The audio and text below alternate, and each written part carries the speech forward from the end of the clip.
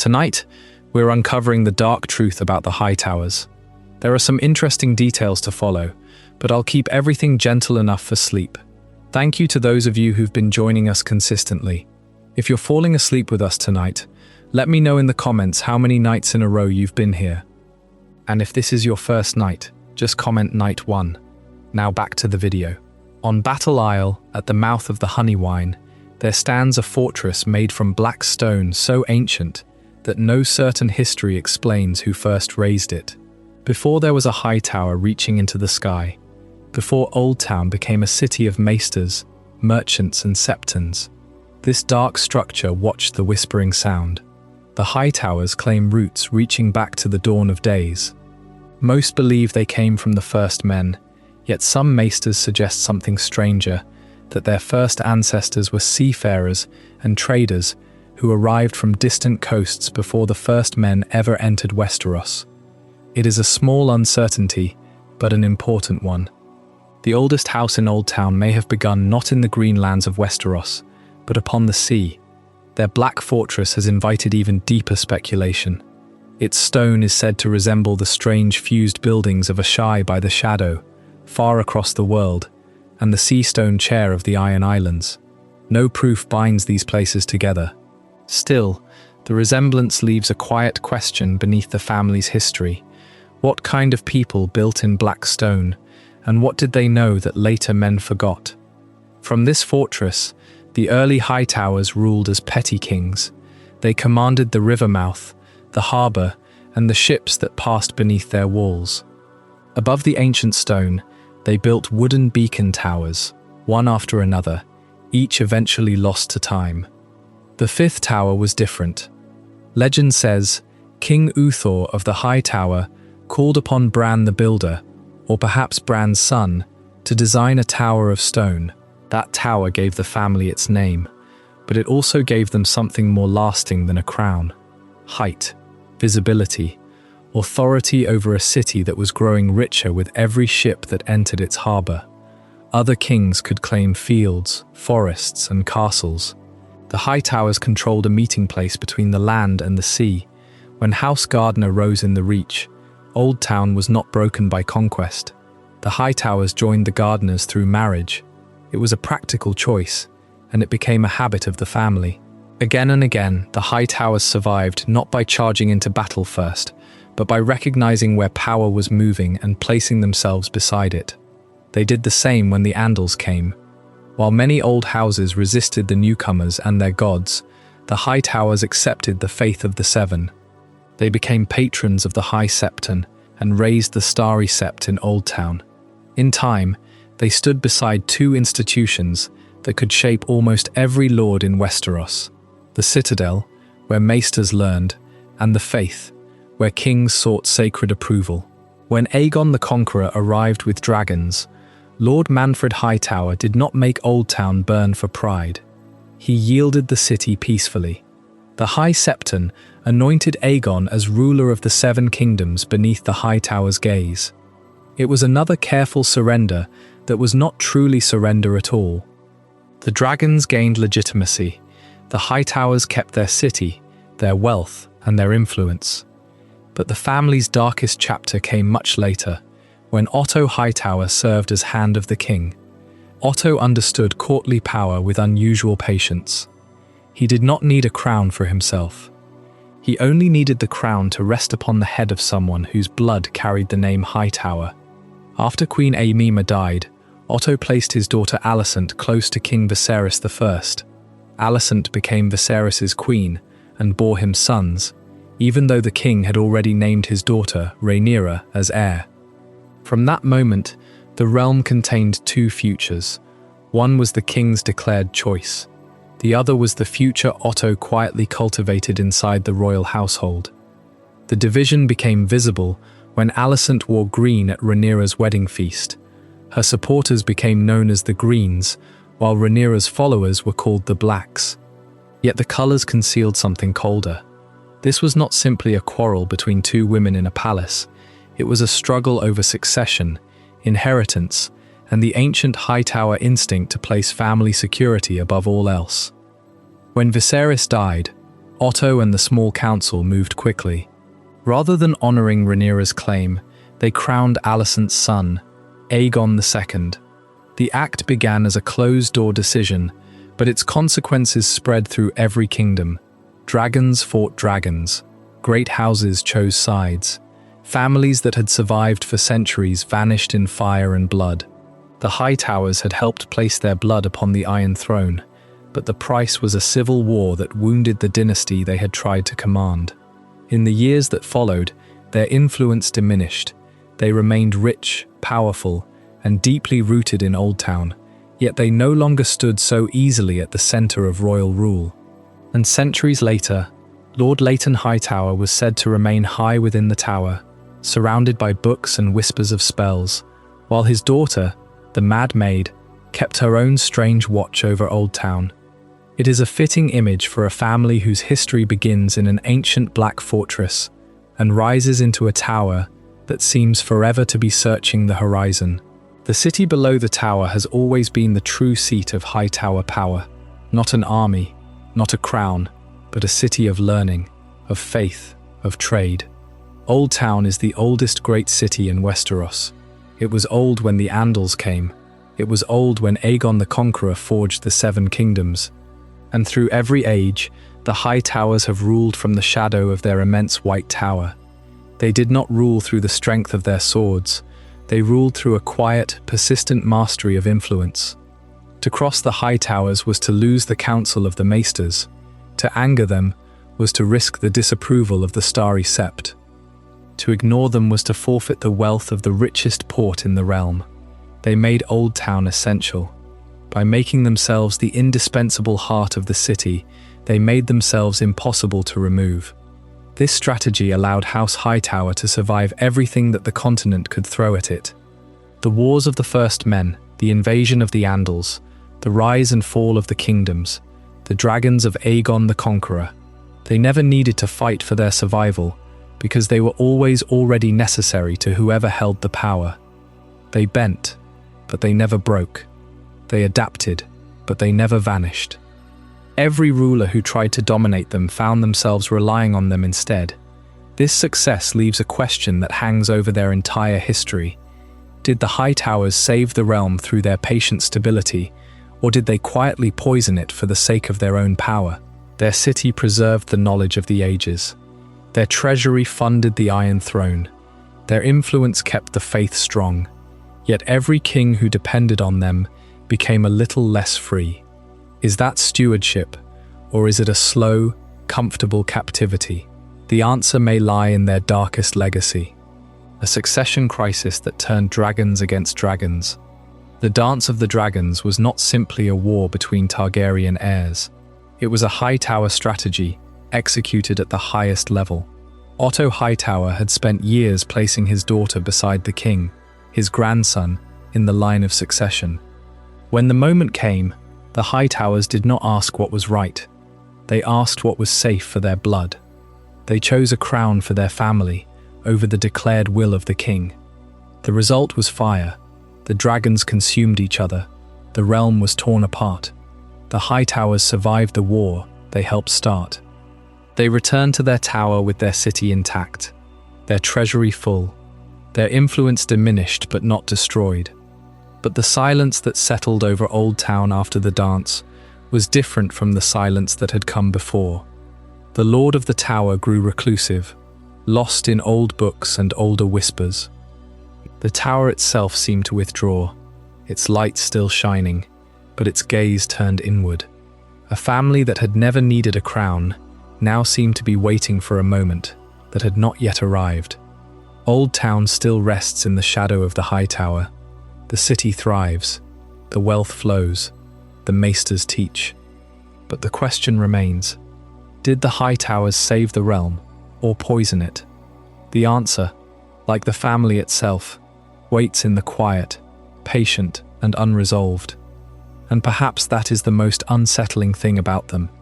House Hightower has never required conquest to shape the fate of Westeros. Other great houses announced their ambitions with banners, marriages, rebellions, and steel. The Hightowers can change the course of history by opening a door, arranging a meeting, funding a voyage, or placing the right voice beside a throne. Their oldest stories suggest that this talent for survival began long before the Kingdom of the Reach existed. The Hightower stands upon Battle Isle, a place wrapped in legends older than any reliable record. Some claim the island was once held by the first men. Others whisper that its foundations were laid by beings who came from across the sea, or from beneath it. The black stone at its base does not resemble the work of ordinary men. It is fused, ancient, and difficult to explain. That mystery matters because the Hightowers have always understood the value of appearing timeless. A family can be challenged. A living monument to the past is much harder to challenge. They built their identity around that permanence. Kings came and went, but the tower remained. Great lords fought for crowns, but merchants still needed Oldtown's harbour. Septons required pilgrims, scholars required libraries, and sailors required charts. The Hightowers sat at the meeting point of all those needs.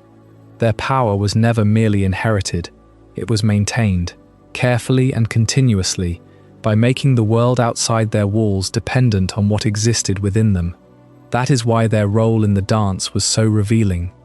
Otto Hightower was not a reckless warrior chasing glory. He was something more dangerous, a man who believed order could be designed. He saw Viserys as weak, Rhaenyra as uncertain, and his own descendants as a safer investment. In his mind, perhaps, he was protecting the realm from disorder, but men who claim to protect the realm often mean that they wish to control it. The tragedy of the dance is that everyone involved could speak the language of duty. Rhaenyra had been named heir. Aegon possessed the support of powerful men and ancient traditions. Alicent believed her children faced danger. Otto believed his family had to act before it was too late. Yet beneath every argument stood fear. Fear of losing position. Fear of being cast aside. Fear that another branch of the royal family would turn influence into irrelevance. And so the dragons died for the anxieties of people who had spent their lives near power.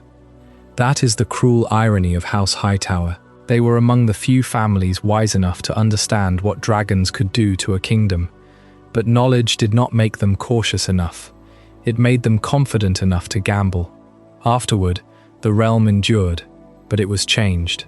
The Targaryen dynasty still sat the Iron Throne, though its greatest weapon had been broken. No longer could a king simply command the sky. No longer could rebellion be answered with dragonfire.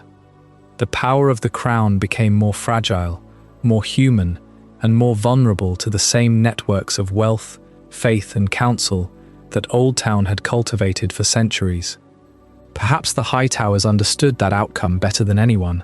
A world without dragons is a world in which towers, libraries, ledgers, and alliances matter even more. A world ruled by frightened kings is a world where the people who advise them can become stronger than the people who wear the crown. That may be why the family remains so fascinating. They are not villains in the simple sense. They did not destroy Oldtown, they protected it. They did not burn the realm with their own dragons. They used the tools available to them, as every great house did. But their restraint can feel colder than open brutality. They rarely seize power outright, because they have learned that power is easier to keep when someone else is blamed for using it. Even now, the Hightower rises above Oldtown as a reminder that history is not always shaped by the loudest house. Sometimes it is shaped by the family that waits longest, remembers most, and ensures that every road to power eventually passes through its door. Most people look at the Hightower and think of the dance of the dragons, the greens against the blacks, the schemes of Otto Hightower. But the secret to House Hightower is older than all of that. To understand them, you have to travel back beyond reliable history, back to a time before the first men crossed into Westeros. The conventional wisdom says the Hightowers are a house of the first men, but the evidence suggests something far stranger. Maester Yandel presents an unsettling theory in his writings on the Great Houses. He suggests that the Hightowers descended not from the first men, and not from the Dawn Age kings of the Reach, but from ancient seafarers and traders, a people who sailed the Sunset Sea and settled the quiet waters of the Whispering Sound long before the continent knew the sound of bronze or iron. They were outsiders who came to an empty land and built a home. This means Oldtown was already standing when Westeros' later peoples arrived. The great migration of the first men, the long march across the arm of dawn, they found Oldtown already there. The ships in the harbour were not their ships. The towers on the hill did not look like their crude forts. The Hightowers were there, watching from their island. They were the original settlers, the first city, the oldest house in the land. Outsiders who became the oldest insiders in the realm. The evidence of this ancient past is built into the very foundation of their power. Before the tall white tower was raised, the Hightowers lived on Battle Isle, in a fortress made of a strange, fused black stone. This stone is identical to the sea stone chair of the Iron Islands, a relic the Greyjoys claim was found floating on the sea by their first king. It is identical to the buildings of Ashore by the Shadow, a city so distant and strange that it exists almost outside of time. The maesters of the Citadel cannot explain this stone. They can only record that it is impossibly old, and that it does not match anything else in the history of Westeros. For ages, the petty kings of the High Tower lived on this dark foundation. They built 4 successive wooden beacon towers atop the black stone, lighting fires to guide the ships of their people into the harbour. But King Uthor wanted a monument that would not burn. He commissioned the 5th tower, a stone structure that would outlast the ages. Legend holds that the builder was Bran the Builder himself, the architect of the Wall and Winterfell. Or perhaps it was his son, Brandon of the Bloody Blade. They raised a great shaft of white stone, 800 feet into the air, the tower that gives the house its name. But the black stone base remains. The white tower is the face they show the world. The black stone is the silent heart of their home, the anchor that holds them in place through every storm. This family of ancient seafarers did not conquer the lands around them. They waited. When the first men established their kingdoms, the Hightowers married into them. Oldtown was not conquered by the House Gardener of Highgarden. It was united with them through marriage, during the reigns of King Lymond Hightower and King Garland, the second Gardener. The Hightowers became petty kings of the Reach, but they never forgot their true nature. They were the ultimate outsiders, and they had perfected the art of becoming insiders. When the Andals finally crossed the narrow sea, bringing their iron swords and the faith of the Seven, the Hightowers did not resist. They saw the future, and they bent the knee. They built the Starry Sept in Oldtown, the cathedral that became the center of the faith in Westeros. They patronized the maesters and brought the Citadel to the banks of the Honeywine. They buried their ancient, alien past under layers of service and piety. By the time the Targaryens arrived, the Hightowers were not ancient rivals to the New Order. They were the most trusted lords in the realm, the keepers of the king's legitimacy, the voice of the faith. And so, the Hightowers learned the most valuable lesson in Westerosi politics.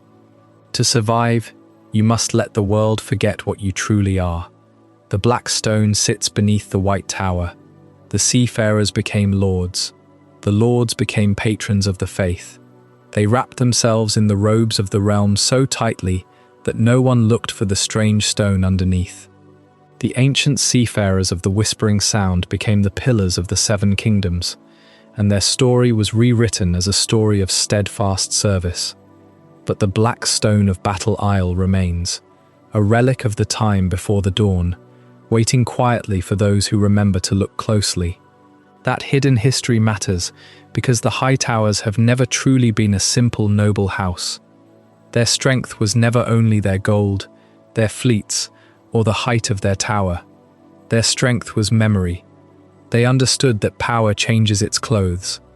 Kings rise and fall, gods gain followers and lose them.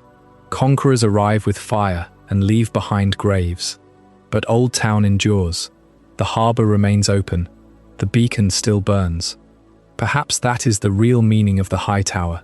It is not merely a fortress, and it is not merely a lighthouse. It is a signal sent across the centuries.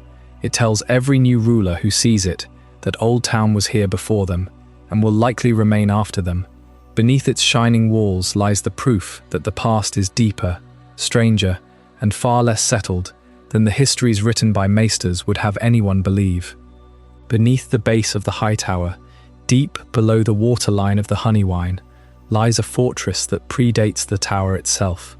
Most people who picture Oldtown imagine the Hightower, a tall white beacon visible for miles across the Whispering Sound. But that tower is a late addition. It is the fifth attempt at a signal fire, long before the stone spire, before the wooden towers, before even the first Hightower king scratched his mark into history. Something else sat on Battle Isle, and it is still there, hidden beneath the family's seat. To find it, you must descend past the vaults, past the dungeons, past the very roots of the tower itself, into a darkness that swallows even torchlight. Here, the polished stone of the upper Hightower gives way to something rough, uneven, and profoundly alien. The air changes temperature as you descend. The humidity of the Honeywine Delta slowly disappears, replaced by a dry, cool draft that smells of salt and wet iron. The stones begin to sweat. A thin film of moisture clings to the fused black rock, giving it that infamous oily sheen. It is not water. When the lantern is brought near, the liquid glistens black, like ink. The sound of your footsteps changes too. On the carved white stones of the upper tower, every footstep echoes. In the black fortress, the sound is swallowed instantly. The stone absorbs noise as easily as it absorbs light. This is the Black Stone Fortress, the first structure on Battle Isle. The stone is not cut or mortared. It looks fused, as if it were melted and poured into place by an intense heat that no forge in Westeros could replicate. It has a greasy, oily sheen, even when perfectly dry. If you have studied the far side of the known world, this description will sound very familiar. The buildings of Ashore by the Shadow are made of the same fused black stone. The sea stone chair, where the Ironborn crown their kings, is carved from it. The 5 forts along the border of the Kingdom of the Yellow Sea share the exact same material. The same question hangs over all of them. Who made this? The maesters of the Citadel will tell you that no known civilization of Westeros possessed the means to shape stone in this way. Not the first men, not the children of the forest, not the Andals. The answer must lie with a people older than all of them, a civilization that had trade routes reaching the Far East, or perhaps the depths of the sea.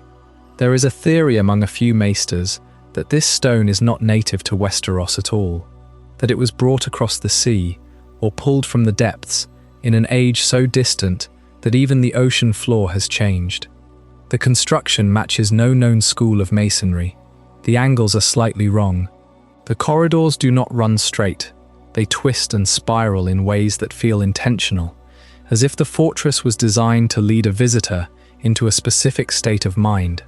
A labyrinth, built not to confuse the body, but to prepare the soul for something it would find at the center. Think about what this means for the Hightowers. Their ancestral seat, the very symbol of their power and continuity, is built directly on top of a mystery they cannot solve. Their recorded bloodline stretches back thousands of years, into the dawn of days. But the stone beneath their feet is older than their name, older than their recorded bloodline.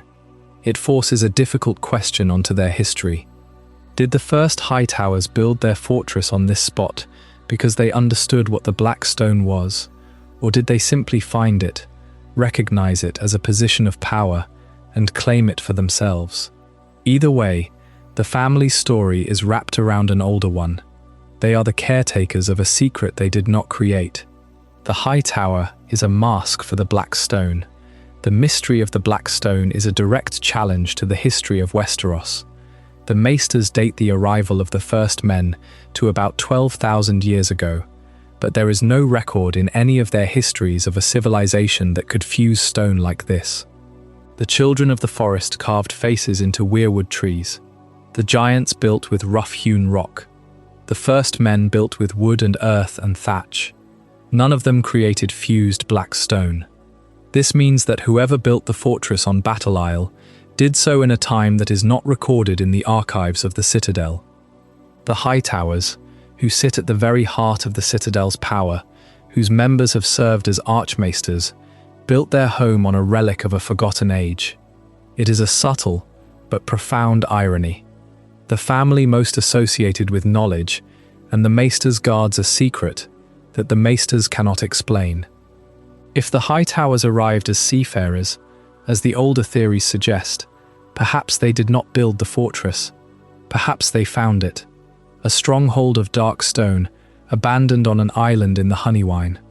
They knew that whoever built it possessed tremendous power, or terrible knowledge, so they built on top of it.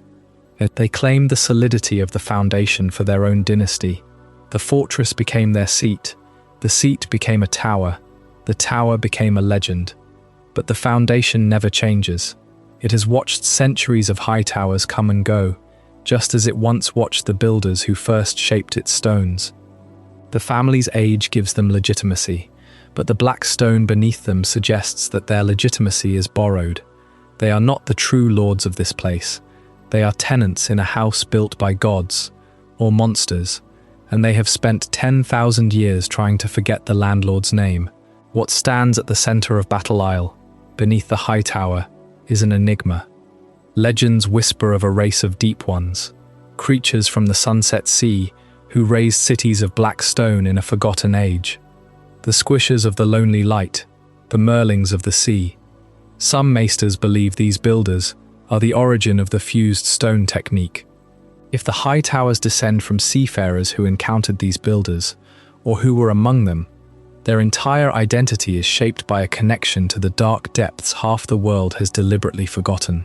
The high towers built their beacon directly above the ruin, perhaps to mark it, perhaps to hide it. Each generation of the family inherits not just a title, but the burden of standing guard over a question. The high towers are wealthy, powerful, and pious. They are the lords of the second city of the realm. But before all of that, they are the custodians of the black stone.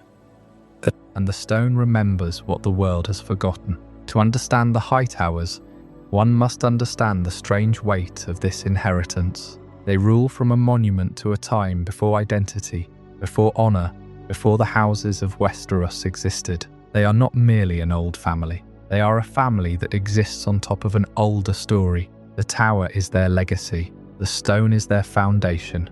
And at this depth, looking up at the underside of their entire history, it is easy to feel that the stone is the more honest expression of what they are. This foundation is the bedrock upon which Oldtown was built. And from this center, the family cast their influence across every facet of Westerosi life. The same hands that commissioned the tall white Hightower also granted the land for the first Maester's chapter house. The black stone is the foundation of their physical power, but it is the institutions they built around that stone that gave them their true reach. The family known for guarding the deepest foundations is also the family that built the halls of the most extensive knowledge in the realm. They became the keepers of the story, just as they were the keepers of the stone. Before they were lords, before they were the power behind the throne, the Hightowers were something simpler. They were the kings of the Honeywine. This was a small title, but it held a very specific kind of power. Their kingdom was not measured in spears or miles of conquered land. It was built on the flow of a river, the shelter of a harbour, and the width of a sound. The Honeywine River flows down from the heart of the Reach, carrying the commerce of an entire region to the sea. At its mouth, it spills into the Whispering Sound, a natural harbour that is among the finest on the entire western coast of Westeros. The Hightowers did not just live here, they commanded the gate. Every ship carrying timber from the highlands, grain from the interior, or metal from the forges had to pass through the shadow of their fortress. They placed a toll on the river and a tax on the harbour. They took their cut of every good that entered or left the sound. This made them wealthy. Before most of the great houses of Westeros, had even built their first keeps, while the first men kings elsewhere in the continent were raising hill forts and fighting for every acre of land with bronze and iron. The Hightowers were learning a different lesson about power. A warband can take a hill, but it cannot hold a harbour. A sword can conquer a village, but it cannot make it prosper. The kings of the Honeywine understood that a stable port, a fair market, and a safe road would attract more wealth than any raid could steal. Their mercantile power kept them out of the endless petty wars that bled the rest of the continent. Why fight for land when you can buy it? Why bleed your own sons when you can hire the swords of lesser men?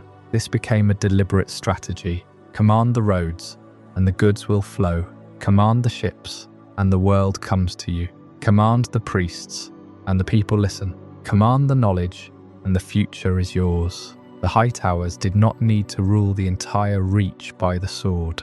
They simply needed to be the center of everything that mattered. Patronize the faith, and it will thrive in your city. Foster the Citadel, and the wisest minds will live under your protection.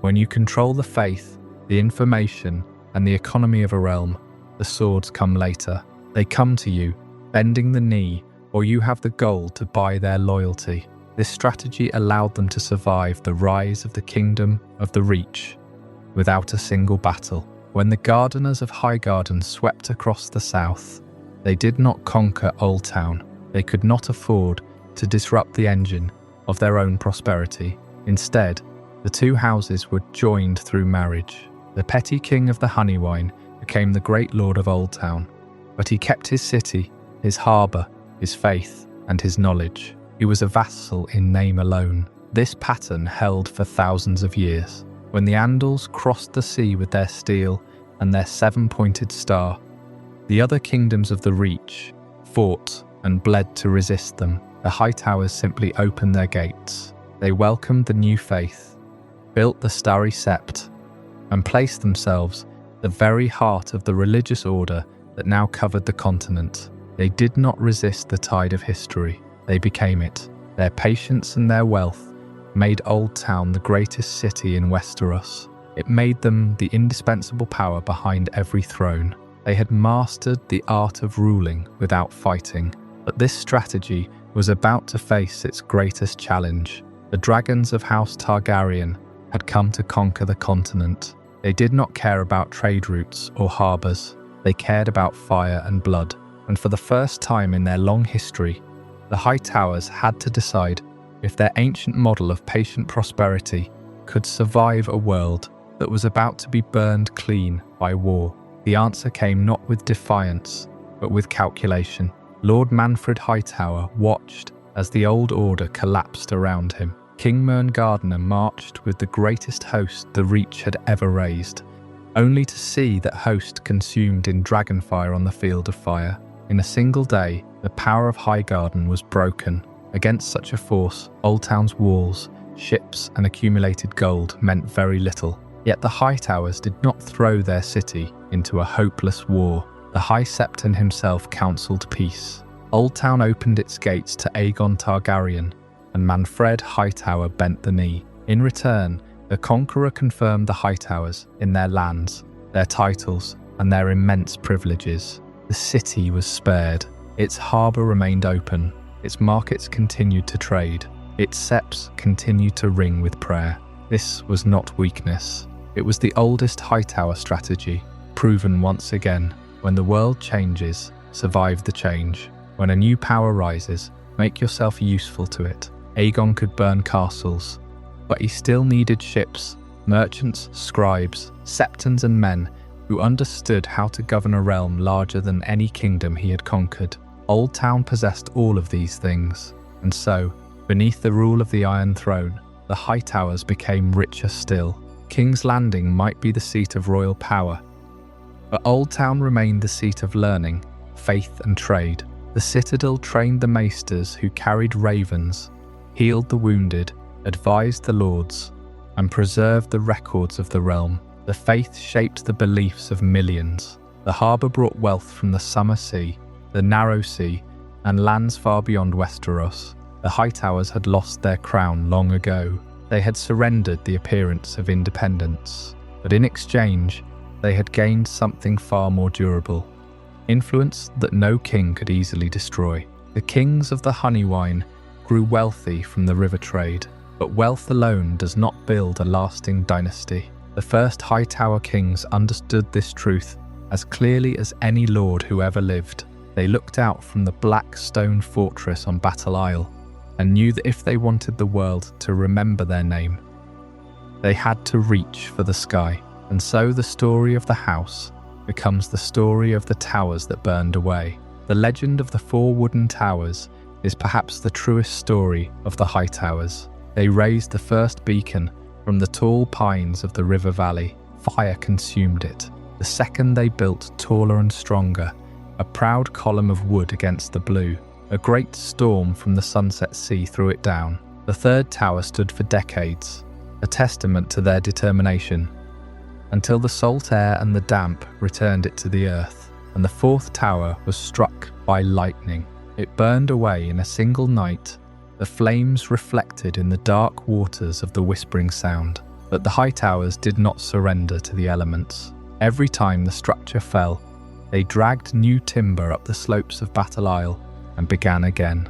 Each tower was a symbol of pure persistence, a refusal to let the world extinguish their fire. This was the character of the house, long before the Targaryens ever set foot in Westeros. A stubborn strain that refused to accept defeat. But eventually, a king arose who decided that persistence alone was not enough. King Otto of the High Tower looked at the charred stump of the fourth tower.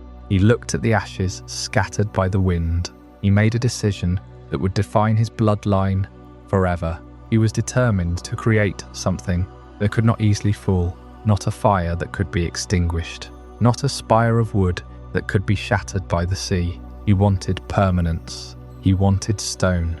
The legends tell us that Uthor summoned Bran the Builder himself from the north, or perhaps his son Brandon, the same hands that raised the wall and designed the labyrinth of Winterfell. Uthor gave him the black stone foundation of the ancient fortress and commanded him to build the tallest tower in the known world, a tower that would not burn, a tower that would not fall. Bran the Builder accepted the task. The fifth tower rose slowly from the island. It was not a beacon of raw logs and pitch. It was a slender pillar of pale stone, climbing higher than anything the South had ever seen. It was a monument. It was a declaration carved into the very sky. The Hightowers were not merely surviving history, they were shaping it. This fifth tower was the final tower, the monument that would define the house for all the ages to come. The stone structure became their family seat, known simply as the High Tower. It gave them their name, the family of the High Tower, and from the top of that tower, the lords of Oldtown looked down upon a world that was beginning to change. The beacon was lit, and from that light, the city of Oldtown began to grow into something far greater than a simple river port. Merchants followed the light first. Fishermen, sailors, traders and travellers learned that the flame atop Battle Isle promised shelter at the mouth of the Honeywine. Ships from the Arbor, the Shield Islands, the Summer Isles, and distant lands beyond the narrow sea came seeking its harbour. They brought wine, silk, spices, ivory, books, and strange stories. They left with grain, wool, metalwork, and the wealth of the Reach. Oldtown spread along both banks of the river. Quays became markets. Markets became streets. Streets became crowded with homes, taverns, warehouses, and temples. While other kings measured their strength in horsemen and swords, the Hightowers discovered that a busy harbour could be as powerful as any army. Gold flowed through their city with the tide, and gold could buy ships, walls, alliances, and loyalty. Yet the tower did more than guard commerce. It drew the faithful. Long before the coming of the Andals, holy men and women came to Oldtown to pray beside the ancient black stone base. Some believed the island had been touched by gods. Others said it had been raised by hands older than the first men. No one truly knew who built that fused black fortress beneath the High Tower. Its walls were smooth, dark, and strange, unlike any work made by the masons of Westeros. That mystery gave Oldtown an authority no rival city could easily claim. When the faith of the Seven crossed the narrow sea with the Andal conquerors, it found fertile ground beside the Honeywine. Septons preached in the streets. Noble families built septs. The High Septon eventually made Oldtown his home, and the Starry Sept became the heart of the faith for generations. The city also became a home for learning. The Citadel rose there, gathering maesters from every corner of the realm. Men came to study healing, history, warfare, numbers, ravencraft, and the movements of the stars. They forged their chains link by link, each metal representing a different discipline. From Oldtown, ravens carried messages across kingdoms. From Oldtown, counsel travelled to castles great and small. The Hightowers did not merely rule a city. They ruled the place where knowledge, trade, and religion met. This made them different from many of the old kings of Westeros. The Hightowers could field soldiers when needed, but their greatest weapon was influence. A lord might ignore a threat from a neighbouring castle. He could not so easily ignore the judgment of the faith, the counsel of a maester, or the loss of trade from Oldtown's harbour. The tower watched over all of it, rising above the city like a pale finger pointed toward the heavens. For centuries, the Hightowers stood among the strongest kings of the south. Their power was challenged by the Gardener kings of the Reach, whose green hand ruled from Highgarden. But the lords of the Hightower were patient. They understood that stone outlasts banners and that cities can endure when crowns are lost. In time, they bent the knee to House Gardener, becoming their sworn lords while retaining immense wealth and prestige. It was a wise bargain. The Hightowers gave up a crown, but they kept Oldtown, and Oldtown was worth more than many kingdoms. Beneath the shadow of the Great Tower, their family survived wars, invasions, and the rise and fall of rival houses. When dragons finally came to Westeros, the Hightowers faced the same choice as so many others: resist the fire or adapt to the new world. They chose survival, and that choice ensured that the beacon of Battle Isle would continue to burn, not as the light of a forgotten river king, but as the symbol of one of the oldest and most powerful houses in all the Seven Kingdoms. And so 4 wooden towers burned away, one after another, lost to fire and salt and storm. The family on the Blackstone had learned from every failure. When King Uther of the High Tower demanded a 5th tower to crown the ancient fortress, he demanded permanence. He demanded stone. And the record tells us that for this, he turned to the greatest architect Westeros has ever known. Bran the Builder, or perhaps his son Brandon, was sent for. The claim is specific, the oldest chronicles of Oldtown state, that this legendary figure designed the foundation and the spire of the new stronghold on Battle Isle. This single act connects the Hightowers to the deepest mythology of the first men. Bran the Builder is attributed with raising the wall, that immense barrier of ice, stretching hundreds of miles across the continent. He built the ancient stronghold of Winterfell for the Starks. He created Storm's End, whose walls defied the fury of the sea itself for thousands of years. And here, in the southern reach, he is said to have designed the High Tower. The tower they built together rises 800 feet from its base on the Blackstone. For centuries, it has stood as the tallest structure in all of Westeros. At its summit, a massive beacon fire is lit every night. This flame is visible from far out on the sunset's sea, guiding ships home from distant voyages, and it shines across the fields of the Reach, a constant light against the dark. This was not merely a lighthouse. It was a declaration written in fire and stone. What did Bran the Builder know that others did not? The wall holds back the cold and the terrors of the far north. Storm's End bends the fury of Shipbreaker Bay, and the High Tower rises, impossibly slender for its great height, defying the very weight of the world. Maesters have long questioned how such a spire could be constructed with the tools available to the first men. There are no easy answers. The lack of an explanation places the High Tower in the company of the other great impossibilities attributed to Bran. It suggests a shared secret, a lost language of architecture, that binds the oldest seats of power in the north, the Stormlands and the Reach. The Hightowers did not merely build a castle. With every generation that looked up at that spear of white stone against the sky, the family's right to rule was reinforced. The wooden towers that came before were functional, a necessity of navigation and defense. The stone tower was a symbol of permanence. It announced that this family was not going anywhere. They had become the stone itself. Their legacy was fused into the very foundations of Oldtown. It was a permanent claim to authority, a challenge to time itself, and a message to every other house in the realm. They built a tower that tells the story of their ambition in a single silent syllable.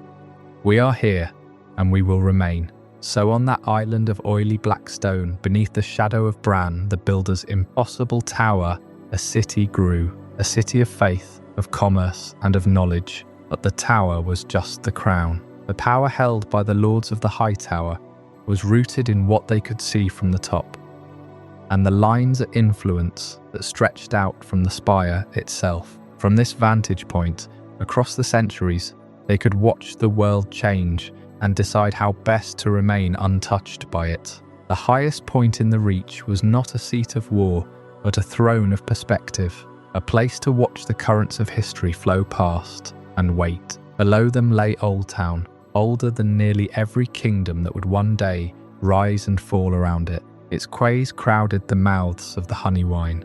Its markets drew merchants from the Summer Isles, the Free Cities, the Iron Islands, and lands beyond the narrow sea. Grain from the Reach flowed through its warehouses. Wine, wool, spices, silks, books, and coin passed beneath the sight of the Hightower. Whoever ruled this city did not need to conquer distant lands to become powerful. The wealth of the world came to them, and wealth was only the beginning. On one side of the city stood the Starry Sept, for centuries the greatest seat of the Faith of the Seven. Before the High Septon moved to King's Landing, Oldtown was the spiritual heart of much of Westeros. Pilgrims came to pray beneath its domes. Lords came seeking blessing, forgiveness, and legitimacy. The Hightowers stood beside the faith, at ceremonies that gave sacred weight to earthly rule.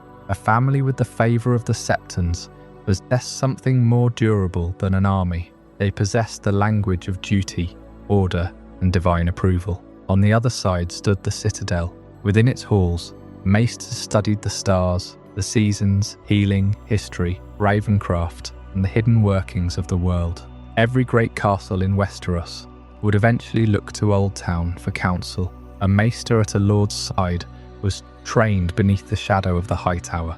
Ravens flew from Oldtown carrying news into every corner of the realm. Knowledge moved outward from the city like ships leaving its harbour. This made House Hightower something rare. They were not simply warriors guarding a fortress. They stood at the meeting place of trade, faith, and learning. Their city produced influence, even when no banners were raised and no swords were drawn. A Hightower lord could shape the realm through marriage, patronage, promises, and patience. He could listen to the merchants, receive the priests, host the archmaesters, and learn what was happening far beyond the horizon before many rival houses had heard a whisper. That was the true strength of the tower. It did not need to march. It could remain still while the world came to it. We have spent some time looking up at the tower, at the stone, the beacons, the hands of Bran the builder shaping the skyline. But the Hightower fortress was never just a monument. It was the head of a living body, a family of kings who ruled the Honeywine, the whispering sound, the very gates of the south. To understand their fate, we have to look not up at the tower, but outward to the vast lands of the Reach, because the Reach was changing, and the Hightowers, for all their ancient power, were no longer the only kingdom in the game. West of Oldtown, following the slow winding course of the Manda River, a new power had been growing for centuries. House Gardener, the kings of the Reach, who claimed descent from Garth Greenhand, the first king who brought fertility to the land.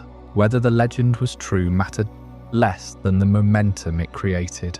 By the reign of King Garland II, the Gardeners had become the hammer of the south. They had swallowed a dozen lesser kingdoms, the River Kings, the lords of the green fields, the petty rulers of the forest, all had bent their knees or been broken. The gardeners built their kingdom through an ancient and effective formula: war and marriage. They would conquer a neighbour, take their lands, marry their daughters, and absorb their bloodlines into the gardener tree. One by one, the old petty kingdoms of the Reach were stamped out, replaced by a single, unified realm under the green hand of Highgarden.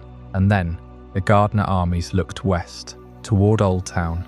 Oldtown was the jewel. It was the largest city, the greatest port, the centre of trade and religion in the south. For King Lymond Hightower, the message from Highgarden was clear: swear fealty or face the Gardener host. Many a king in his position would have chosen defiance. The Hightowers had the walls, the gold, the loyalty of their people. They could have fought a terrible war. But Lymond Hightower was not a king of soldiers. He was a king of merchants, of priests, of scholars. He could read a balance sheet better than a battle map. The balance sheet told him that a war with the Gardeners would drain Oldtown dry. The city would survive perhaps, but it would be a husk of itself. The trade would stop. The ships would burn. The wealth accumulated over thousands of years would be scattered to the wind. So, Lymond made a choice that defined House Hightower for every generation that followed. He refused the war, but he did not offer unconditional surrender. Instead, he offered something far more valuable than a sword. He offered a family, a marriage pact between the Hightower bloodline and the Gardener bloodline, a union that would bind Oldtown to Highgarden, not through conquest but through blood. King Garland, the second of House Gardener, took a Hightower bride. Their children would carry both names, both claims, both histories. Oldtown was not conquered, it was joined. It became a part of the Gardener kingdom, but on terms that preserved its ancient privileges, its independent character, its control over its own city and its own fleet. This was the moment that revealed the deepest truth about the Hightower family. They did not resist the inevitable, they married it. When conquest is coming, make the conqueror family. This became their golden rule, their survival instinct written into the stone of their fortress. They did not need to beat the Gardeners at war. They needed to be inside the Gardener's tent. They needed to be cousins, uncles, in-laws. Once you are family, you are no longer a conquered subject. You are an asset. Your voice is heard at the council table, instead of ignored from a prison cell. The marriage that saved Oldtown was a masterpiece of power politics. The Gardeners thought they had won a kingdom. They had, in a sense. The lands of the Honeywine were added to their domain, but the Hightowers had won a far more valuable prize. They had guaranteed their own survival. They remained the power behind the power. They held the Citadel, the Starry Sept, the treasury of the Reach. They were vassals of Highgarden in name, but in practice, they were the senior partners in an unequal alliance. Whenever a Gardener king grew too proud, the Hightowers could remind him that half the realm and the faith itself answered to Oldtown. And this strategy, this instinct, paid off for centuries. The Reach became the most fertile and prosperous region of Westeros, ruled from Highgarden, but quietly managed from Oldtown. The Gardeners fought the wars, the Hightowers paid for them, and both houses grew fat on the arrangement. But as the generations passed, a new storm gathered on the eastern horizon. The mortal conquerors, the Gardeners, had been managed. Now a divine conqueror was crossing the narrow sea. The ships of the Andals carried not just armies, but a new faith, a faith of 7 faces, a religion that would sweep across Westeros and reshape every kingdom. And in Oldtown, the Hightowers watched the sails approach, knowing that the time had come once again to assess the inevitable. The silver blades and burnished shields were landing on the shores of the Reach, bringing their gods with them, and the beacon of the ancient tower was already lit, waiting to see which of the 7 faces would step into the light. The marriage between the Hightowers and the Gardeners had secured a fragile peace at the mouth of the Honeywine, but that peace was not destined to last. While the kings of the Reach looked inward, solidifying their borders, A new force was gathering strength across the narrow sea, a force that would wash over the continent like a tide. They brought with them iron, a new faith, and a hunger that the soft lands of the south could not easily satisfy. The Andals came ashore. They landed first in the fingers of the Vale, and from there they spread like fire through dry grass. Their steel swords and scale armour gave them a decisive edge against the bronze weapons of the first men. They brought the faith of the Seven, a doctrine of a single God with 7 aspects, and they brought the written word. And they brought a burning ambition to claim this new land as their own. One by one, the kingdoms of the first men fell, the Vale, the Riverlands, the Stormlands. Eventually, their armies pushed south, into the heart of the Reach. The arrival of the Andals, whose steel, faith and hunger transformed Westeros completely, posed an existential question to every petty king. Would you fight, bend or burn? The Gardeners and the Hightowers, bound by blood and mutual interest, looked upon the chaos of the conquest and recognized the newcomers as an opportunity rather than a threat. They saw the sheer momentum of the Andal advance and understood that open defiance was a fool's game. Instead, they offered terms. Where other kings demanded tribute, the Gardeners offered alliance. Where other cities raised their walls, Oldtown opened its gates. The Hightowers, ever pragmatic, recognized that the faith of the Seven was not a weapon to be feared, but a foundation to be built upon. And so Oldtown became one of the first great centres of Andal culture in the south. The Starry Sept was constructed, a great temple of black and white marble that would serve as the seat of the High Septon for centuries. The Hightowers became the most ardent patrons of the faith. They did not merely accept the new religion, they adopted it as their own, weaving their family legacy into its hierarchy. Scribes filled libraries with Andal texts. Knights adopted the new chivalric codes. The city that had once been a beacon of first men, trade and learning, now became the spiritual, political, and intellectual heart of Andal Westeros. This decision established the bedrock of House Hightower's survival. The family's survival depends on a pattern that will repeat for centuries. Embrace the winning side before it wins. They did not wait to see who would triumph. They read the currents of history and chose to swim with them. They surrendered their pride to secure their future. They gave up the old gods to gain dominion over the new. It was a gamble, but it was a calculated one. By allying themselves so completely with the Andals, the Hightowers made themselves indispensable to the new order. They controlled the city that held the High Septon. They controlled the banks that funded the wars. They controlled the libraries that preserved the knowledge. While other houses of the first men faded into obscurity, the Hightowers simply changed their clothes and spoke a new language. They remained the silent power behind every throne in the Reach. When the Gardeners finally fell, it would not be to an Andal axe, but to dragonfire. And when that dragon landed on the shores of the continent, seeking to unite it under a single crown, the Hightowers would face the exact same choice, and they would make the exact same calculation.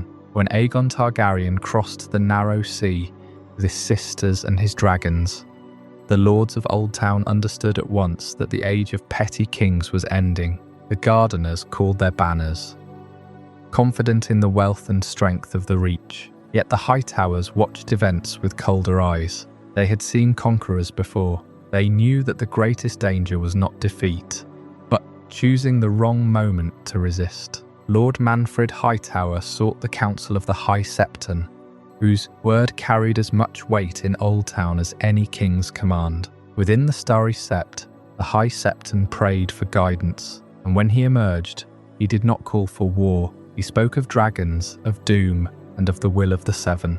Oldtown would not close its gates. It would not gamble its people, its libraries, or its ancient wealth against the fire of Balerion. The decision was vindicated at the Field of Fire. King Mern and countless Reachmen burned beneath the Black Dragon's flame, and with them died the line that had ruled the Reach for thousands of years. The Gardeners were gone in an afternoon, but Oldtown remained. Its towers still stood, Its harbour still welcomed ships. Its seps still rang with bells. When Aegon came south, the Hightowers bent the knee, and the High Septon placed a crown upon the conqueror's head. In doing so, Oldtown gave sacred legitimacy to a dynasty born in blood and dragonfire. Aegon had won his realm with terror, but the faith helped teach that realm to accept him, and the Hightowers stood at the centre of that transformation. The Targaryens gave the Reach to House Tyrell, former stewards of the Gardeners, but the Hightowers lost little of consequence. Highgarden might command the fields and banners of the Reach, yet Oldtown commanded something older and more enduring. It commanded belief. It commanded trade. It commanded knowledge. The Hightowers did not need to wear a crown when kings, septons, merchants and mesters all passed through their city. Under the dragons, their ancient pattern continued. They served loyally when loyalty was profitable. They guarded their privileges. They strengthened their ties to the faith and to the Citadel. And while greater houses fought for glory beneath the banners of distant kings, the Hightowers remained where they had always been, beneath their towering beacon, watching the currents of power shift across Westeros. The Andals came ashore with steel in one hand and the seven-pointed star in the other. We often talk about the conquest, the castles that fell, the bloodlines that ended. But the Andals brought something far more enduring than any sword. They brought the faith of the Seven. And in Westeros, the faith of the Seven would never be just a set of beliefs. It became a source of law, a wellspring of legitimacy, and a mechanism for public obedience. To understand power in this world, you have to understand that the crown was only half the equation.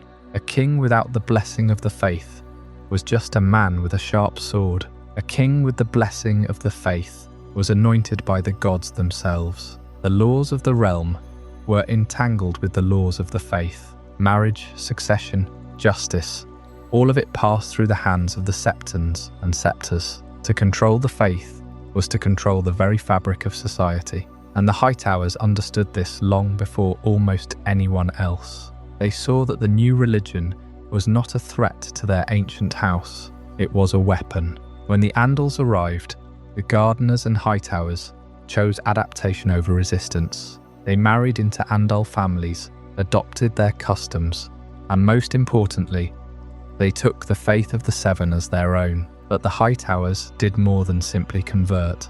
They became the faith's most generous patrons. In Oldtown, they gave the religion a permanent home. They helped establish the Starry Sept, a vast hall of marble and crystal, a structure that made the gods feel present, tangible. This was not just another temple. It became the centre of the faith in all of Westeros, the seat of the High Septon himself. The Hightowers gave the faith a home, and in return, the faith gave the Hightowers a kind of power no army could contest. Kings might command armies. They could raise taxes, pass laws, and wage war across the continent. But there was one thing they could not command. They could not command belief. They could not make the common people see them as righteous. That power belonged entirely to the faith, and the faith lived in Oldtown. The High Septon was a guest in their city, a partner in their enterprise. This gave the lords of the Hightower an extraordinary influence that stretched far beyond the Reach. When a Septon preached in a village square in the Riverlands, he was preaching the word that had been shaped in Oldtown. When the High Septon refused to crown a king, that king had no throne. The Hightowers, through their quiet patronage, had their hands on the levers of this immense spiritual machine. Oldtown became the place where spiritual authority was minted into political currency. It was the single point of connection between heaven and earth, between the faith of the small folk and the rule of the lords. The Hightowers did not just sit atop the tallest tower in the known world. They sat at the heart of a conversation that defined Westerosi society. They were not just the richest lords in the Reach. They were the gatekeepers of the crown's most sacred legitimacy. The bells of the Starry Sept did not just call men to prayer.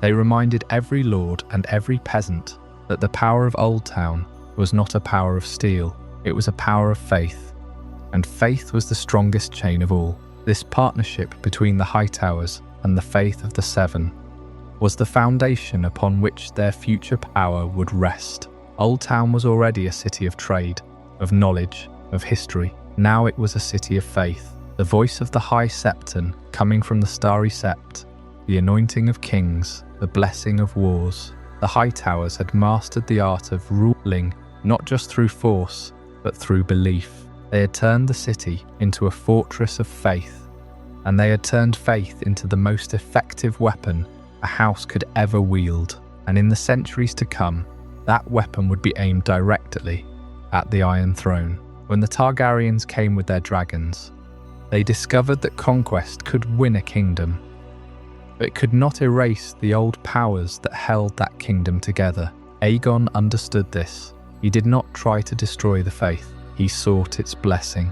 His coronation in Oldtown was more than ceremony. It was a declaration that the Dragon Lords of Valyria would rule Westeros according to Westerosi custom.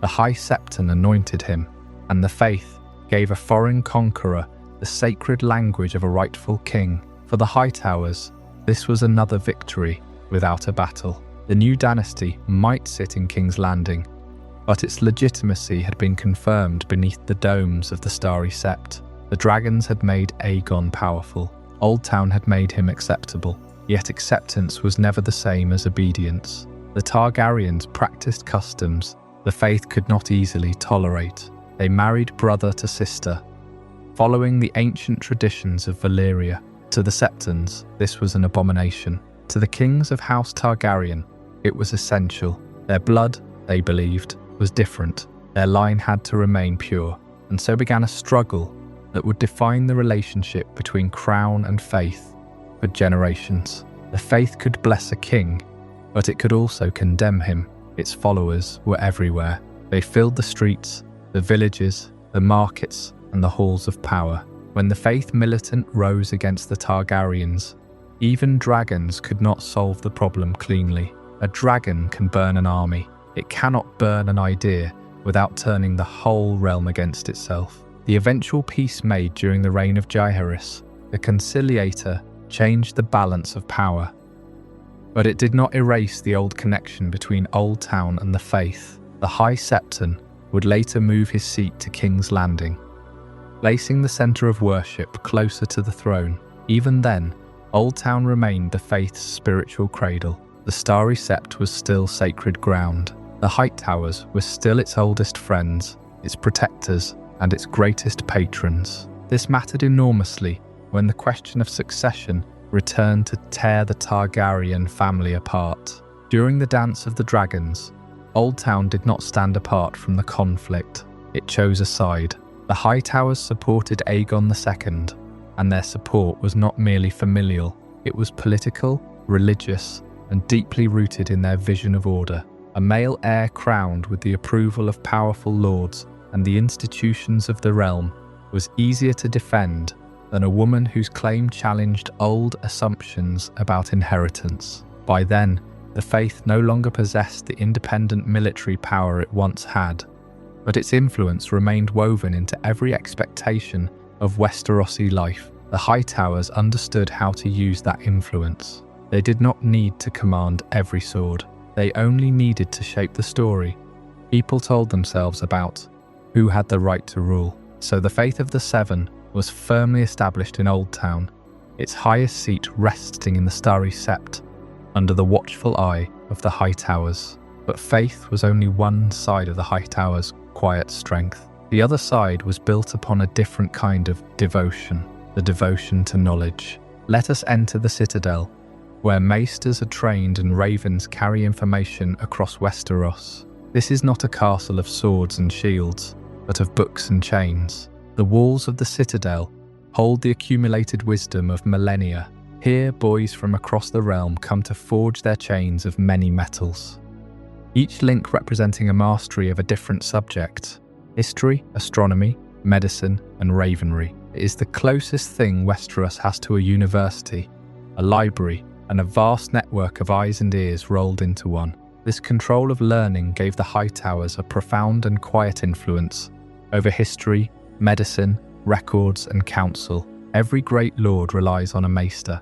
These maesters are trained in the Citadel. They swear oaths that are guided by the traditions of this place. Traditions that were shaped under the shadow of the Hightower. The maester writes the letters, advises the lord, heals the sick, and records the past. The Hightowers, as the patrons of this order, hold an invisible hand over the most intimate councils of every rival house in the realm. They influence the history that is written, the medicine that is prescribed, and the messages that are sent by Raven across the continent. Which brings us to a fascinating tension at the very core of the Hightower identity. The Citadel is an institution devoted to reason. It is famously skeptical of magic, of prophecy, of the old gods and the children of the forest. Yet the Hightowers themselves are steeped in the oldest mysteries of Westeros. The black stone of their fortress on Battle Isle is one of the great unsolved riddles of the continent. No one knows who built it or when. It may predate the first men. It is similar to the sea stone chair of the Iron Islands and the fused walls of Ashore. And the Hightowers chose to build their great white tower on this dark foundation. It suggests a dual nature. The public face of the family is the rational, devout, scholarly lord. The private legacy is one of deep, primordial secrets. This tension between the trained logic of the Citadel and the silent magic of the Black Stone runs through the entire history of the family. And this is the dangerous combination at the heart of Hightower power. Faith on one side, knowledge on the other. They held the keys to heaven in the Starry Sept and the keys to history in the Citadel. Together, these two forces allowed them to shape the very reality of Westeros. A rebellion could be smothered by a word from the High Septon, or a reputation could be destroyed by a thoughtful omission from a maester's chronicle. A plague could be treated, or it could be ignored. A raven could be sent, or it could be delayed. The Hightowers, sitting in their tower above it all, could pull the strings of both belief and fact. This quiet domination was the foundation of their survival through every age. They bent the knee to the Gardeners, to the Andals, to the Targaryens, but they never truly bent their will. They simply waited, and when they saw their opening, in the court of a gentle king with no clear succession, they knew exactly which tools to use. They did not reach for a sword. They reached for a marriage. A daughter named Alicent was sent to the royal court. A father named Otto stood beside the throne, and the quiet rule of knowledge, backed by the public authority of faith, began its patient march toward the Iron Throne. At first it seemed almost harmless. King Viserys I was lonely after the death of Queen Aemma. Otto Hightower, serving as hand of the king, understood the king's grief better than anyone was meant to. Alicent was placed near him, not as a warrior, not as a claimant, but as a comforting presence. She brought him books. She listened to his sorrows, and before long, she became his queen. That marriage changed the balance of the realm. Viserys had already named his daughter, Rhaenyra, as his heir. Lords had sworn before the Iron Throne to uphold her right, but Alicent gave the king sons, and with each son, the question of succession became more dangerous. Could a daughter truly inherit over a living male heir? The law was uncertain, tradition was divided, and the Hightowers understood that uncertainty was a weapon. Otto did not need to openly declare war on Rhaenyra. He only needed to make people doubt her. At court, whispers spread. Rhaenyra was called reckless. Her children were questioned. Her marriages became scandals. Meanwhile, Alicent's eldest son, Aegon, stood waiting in the background, supported by men who believed that the realm would never accept a queen. This was the birth of the faction, later known as the Greens. Their colour came from Alicent's dress at a great tournament, but their strength came from something much older than a colour. They had Oldtown behind them. They had wealth, ships, knights, merchants, septons, and the long reach of the Citadel. Against them stood Rhaenyra and the Blacks, supported by Dragonstone, ancient Valyrian blood, and dragons of their own. When Viserys finally died, the Hightowers moved with astonishing speed. The king's death was kept secret, while the small council decided the future of the realm. Aegon was crowned in the Dragon Pit before Rhaenyra could secure her own claim. It was not merely a coup, it was the moment when generations of Hightower patience became open ambition. The result was the Dance of the Dragons, a civil war so catastrophic that it nearly destroyed House Targaryen. Dragons fought dragons above castles, rivers and burning towns. Great houses were torn apart. The royal family devoured itself. And though the Hightowers did not begin the conflict alone, they had helped create the conditions that made it inevitable. That is the true lesson of Oldtown. Power does not always arrive wearing armor. Sometimes it comes carrying a book, speaking a prayer, arranging a marriage, or waiting quietly beside a grieving king. The Citadel gave the Hightowers a kind of power that could not be measured in swords or gold. The power to shape history, to guide counsel, to know what was happening across the realm before anyone else. It was a quiet rule, built on parchment and ravens. But in the year 2000 before Aegon's landing, that quiet world was about to be shattered by fire and shadow, and how the Hightowers responded to that fire would define their house for the next 3 centuries. Aegon the Conqueror came from Dragonstone, with his sisters and their dragons, Balerion the Black Dread, Varga, Meraxes. The old order of Westeros broke under their wings. Harren the Black burned alive in his Tower of Stone. Mern the Gardener, King of the Reach, was incinerated at the Field of Fire alongside his entire line. Every lord in the Reach had seen what happened to House Gardener. Some fled to their castles to nurse their pride and prepare for a hopeless siege. But Lord Manfred Hightower, who ruled the city of Oldtown, chose a different path. He did not raise a single sword against the Targaryens. Instead, Manfred opened his gates. When Aegon arrived at the walls of the richest city in Westeros, he did not find an army. He found a lord ready to kneel. Oldtown yielded without a single battle. The city was not burned. Its ports were not blockaded. The Starry Sept was not defiled. The Citadel continued its work uninterrupted. The Hightowers had surrendered their crown to keep their city whole. Let me emphasize what was preserved in that single decision. The city itself, yes, but also the wealth accumulated over thousands of years. The port that connected the Reach to the Summer Sea, the religious authority of the High Septon, and the entire institution of the Maesters. And this surrender, this act of yielding without bloodshed, became one of the most profitable decisions in the family's entire history. Aegon the Conqueror recognized the wisdom of Lord Manfred. Instead of punishing the Hightowers, he integrated them. He needed allies who understood how to rule. And the Hightowers had been ruling for a very long time. The High Septon himself anointed Aegon as King of all Westeros in the Starry Sept of Oldtown. This ceremony gave the Targaryen dynasty something fire and blood could not buy: religious legitimacy. And who stood at the center of that transaction? House Hightower. They had not only survived the dragon, they had become its priest. From that moment on, the Hightowers were no longer just wardens of the South. They were a fixture at the royal court. They did not lose power in the transition from kingdom to province. They adapted. They retained their autonomy over Oldtown, their control of the Citadel, and their influence over the faith. The dragons had melted many crowns that year, but the Hightower remained standing. This pattern of serving power in order to preserve their own would become the Hightower hallmark. Their quiet influence did not end with Aegon's coronation. It simply grew quieter and quieter still, until 100 years later, the quiet was replaced by whispers. Whispers of a different kind of succession.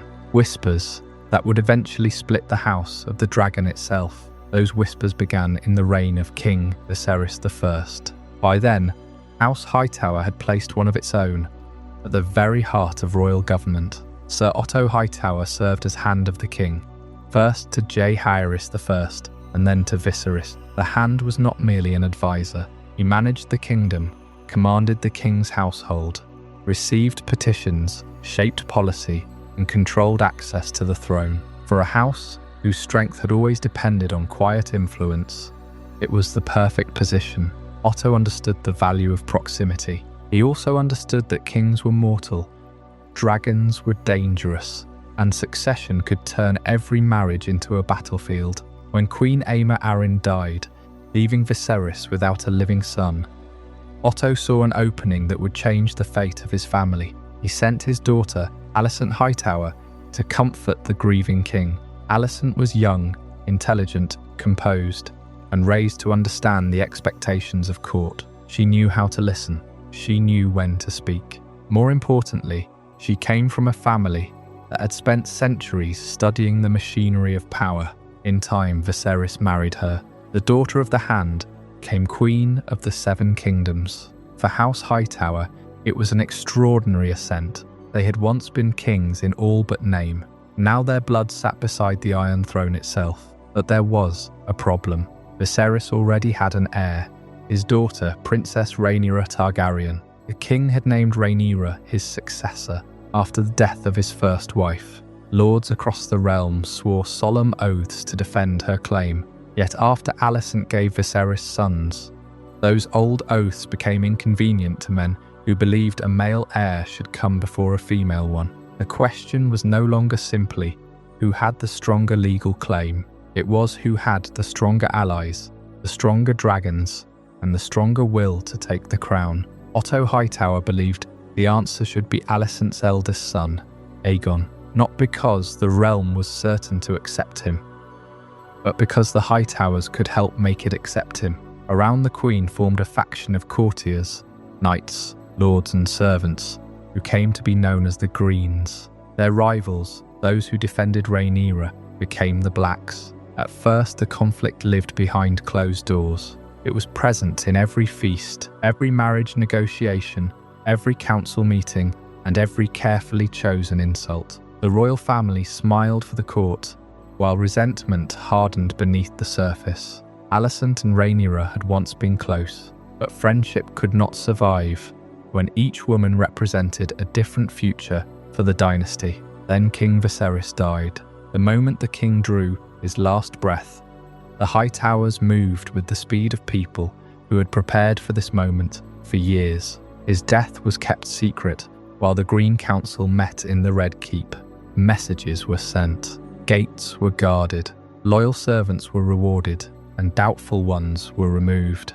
Before Rhaenyra could be informed, Aegon was crowned king in the Dragon Pit. The Hightowers had done what they had always done.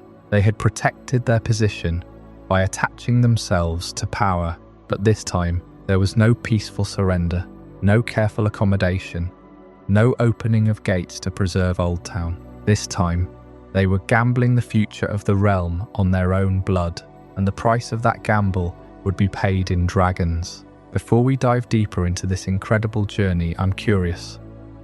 Where in the world are you watching this from? Drop a comment below and let our global community know. And if you're finding this as mind-blowing as I am, hit that like button to help more people discover this story. Lord Manfred Hightower did not challenge Aegon in battle. Where other kings burned for their pride, Oldtown chose a different path. Instead of meeting dragonfire with steel, the Hightowers opened their gates and prepared a welcome that would reshape the very nature of kingship in Westeros. Aegon Targaryen had conquered half a continent through fear, but fear alone does not create a dynasty. It creates resentment, it creates rebellion, and Aegon knew, perhaps better than his sisters, that he needed something more than Balerian shadow to hold the throne. He needed the blessing of the gods. He needed history to remember him, not as a destroyer, but as a king. And so he came to Oldtown. The city rose before him, ancient and proud, untouched by dragonfire. The high tower itself stood as a monument to endurance, a stone finger pointing toward the sky, its beacon a promise of civilization in a brutal world. Aegon did not burn it. He did not need to. Lord Manfred had already surrendered. Not out of weakness, but out of understanding. He saw what Aegon was building and realized that the Dragon Lord needed the Hightowers more than the Hightowers needed to fight. The Starry Sept was the holiest place in Westeros. It was the seat of the High Septon, the voice of the faith of the Seven, and the faith had always been closely connected to the Hightowers. The family had patronized the Sept for centuries. They had helped establish it as the center of religious authority on the continent. And now they stood beside Aegon as he received the highest blessing the realm could offer. The ceremony was a masterpiece of political theatre. Aegon walked into the Starry Sept, not as a conquering warlord, but as a supplicant. He knelt before the High Septon. He accepted the 7 oils upon his brow. He received the crown of the conqueror. But it was the faith that set it upon his head, and in that moment, Aegon Targaryen was transformed. He was no longer the foreign invader from Valyria. He was no longer the Dragon Lord who had burned Harrenhal and bent the Riverlands. He became Aegon of House Targaryen, the first of his name, King of the Andals, the Rhaenyra, and the First Men. He became the Lord of the 7 Kingdoms, a title that did not exist until the High Septon spoke it aloud, creating a reality through words that conquest alone could never achieve. This was the Hightowers' greatest gift to the new dynasty. They did not simply surrender a city. They handed Aegon the very concept of legitimacy. They gave him a past that was not his own, a connection to the land that blood alone could not provide. They wrapped Dragonfire in the robes of the faith and presented it to the realm as divine will. And this reveals the deepest truth of House Tower's character. They did not need to wear a crown when they could help decide who was worthy to wear one. While other houses fought for glory and land, the Hightowers cultivated a quieter power.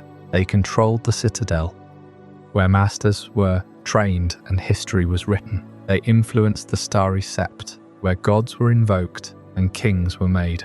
They understood that the pen, the prayer, and the lending of gold were stronger weapons than any sword. Lord Manfred asked for little that day beyond the continued security of Oldtown and its ancient privileges, but he had planted something far more valuable than a request. He had made the Targaryens dependent on the Hightowers' model of legitimacy. Every subsequent Targaryen king would need the faith, and the faith was forever tied to Oldtown. But this power, the power to make a king, carries a dark shadow. The same ceremony that blessed Aegon could be questioned. The same influence that sanctified the dynasty could be withdrawn.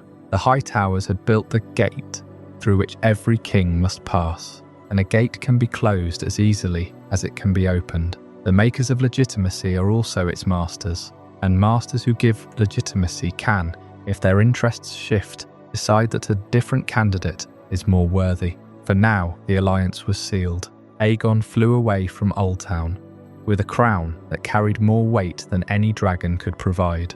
He left behind a family that had secured its future not by fighting the new order, but by defining it. The Hightowers had achieved the perfect position. They were loyal vassals of the Targaryens, but their true allegiance was to Oldtown itself and to the quiet accumulation of influence. They would become a permanent presence in the courts of kings, their voices always present in the councils that shaped the realm. The road from this moment to the chaos that would later consume the dynasty is long. But the foundation was laid in the Starry Sept. A transaction of legitimacy had been made, and as with any transaction rooted in ambition rather than blood, the price would eventually come due. The bond between the Hightower and the Iron Throne would be tested, strained, and eventually shattered. But that is a story written in the ashes of a later time. For now, Aegon had his crown, the realm had its king, and Oldtown had secured its place at the heart of Westerosi power. A heart that would keep beating long after the dragons had faded from the sky. The anointing of Aegon the Conqueror in Oldtown was far more than a simple act of fealty. It was the conclusion of a bargain. The Hightowers gave the Targaryens the one thing their dragons could not seize: the moral and historical legitimacy to rule the 7 kingdoms. In exchange, the Hightowers received exactly what they wanted, not a crown. They knew better than to reach for a crown. What they received was the absolute permission to remain exactly who they had always been, the quiet centre of the known world. This brings us to the peculiar standing of House Hightower in the years that follow. Officially, they are vassals of Highgarden. The Tyrells are their liege lords. The Hightowers send their taxes their levies, and their respects to Highgarden, just as any other house in the Reach must do. But to view them as ordinary vassals is to miss the truth entirely. House Hightower operates with an extraordinary degree of independence, and they do so by controlling three things that no amount of swords can take from them. First, there is the port. The Whispering Sound opens into a city that has been a centre of trade since before the first men raised their first hall. Oldtown is the richest city in Westeros, outside of King's Landing, and some would argue it surpasses even the capital in terms of sheer commercial longevity. The scent of salt and spice hangs over every dock. Ships from the Summer Isles, from Lys and Bravos, crowd the Honeywine. They carry amber, wine and gold. This port brings wealth beyond measure, wealth that fills the Hightower coffers, funds their alliances, and ensures they never have to beg for favour from Highgarden or the Iron Throne. The Tyrells rule an economy of wheat and roses. The Hightowers are plugged into the world. Second, there is the faith. The Hightowers were among the first great houses to embrace the faith of the Seven. They built the Starry Sept. They hosted the High Septon. They became the protectors of the faith in the Reach. This devotion gives them a kind of authority that cannot be earned in battle. It makes them the conscience of the region. A lord who moves against them does not simply start a war with a rival house. He risks being branded a sinner, a heretic, an enemy of the gods themselves. The Starry Sept was not just a building, it was the holiest site in all of Westeros for centuries. The Hightowers are the gatekeepers of that holiness. Third, there is the Citadel. The maesters are trained within the walls of Oldtown, under the watchful eye of the Hightowers. Every lord in the Seven Kingdoms depends on a maester for counsel, for healing, for the ravens that carry his words. The Citadel brings information. It brings knowledge. It brings the power to decide what is remembered and what is forgotten. The Hightowers do not dictate to the conclave, but no Archmaester is foolish enough to cross the family on whose land he lives and studies. The flow of information in Westeros runs directly through Oldtown. Because of these three pillars, Oldtown rivals King's Landing in importance without ever openly claiming the throne. King's Landing is the seat of political power, the home of the court and the throne room, but Oldtown is the seat of civilization. A king can command an army, but he cannot command a maester to know something he does not know. He cannot command the faithful to love him. He cannot command a ship to bring him wealth when the winds do not blow. Oldtown holds the keys to the deeper currents of power. The Hightowers never needed to sit on the Iron Throne. They were content to stand behind it, whispering in the ears of those who did. This is the paradox of House Hightower.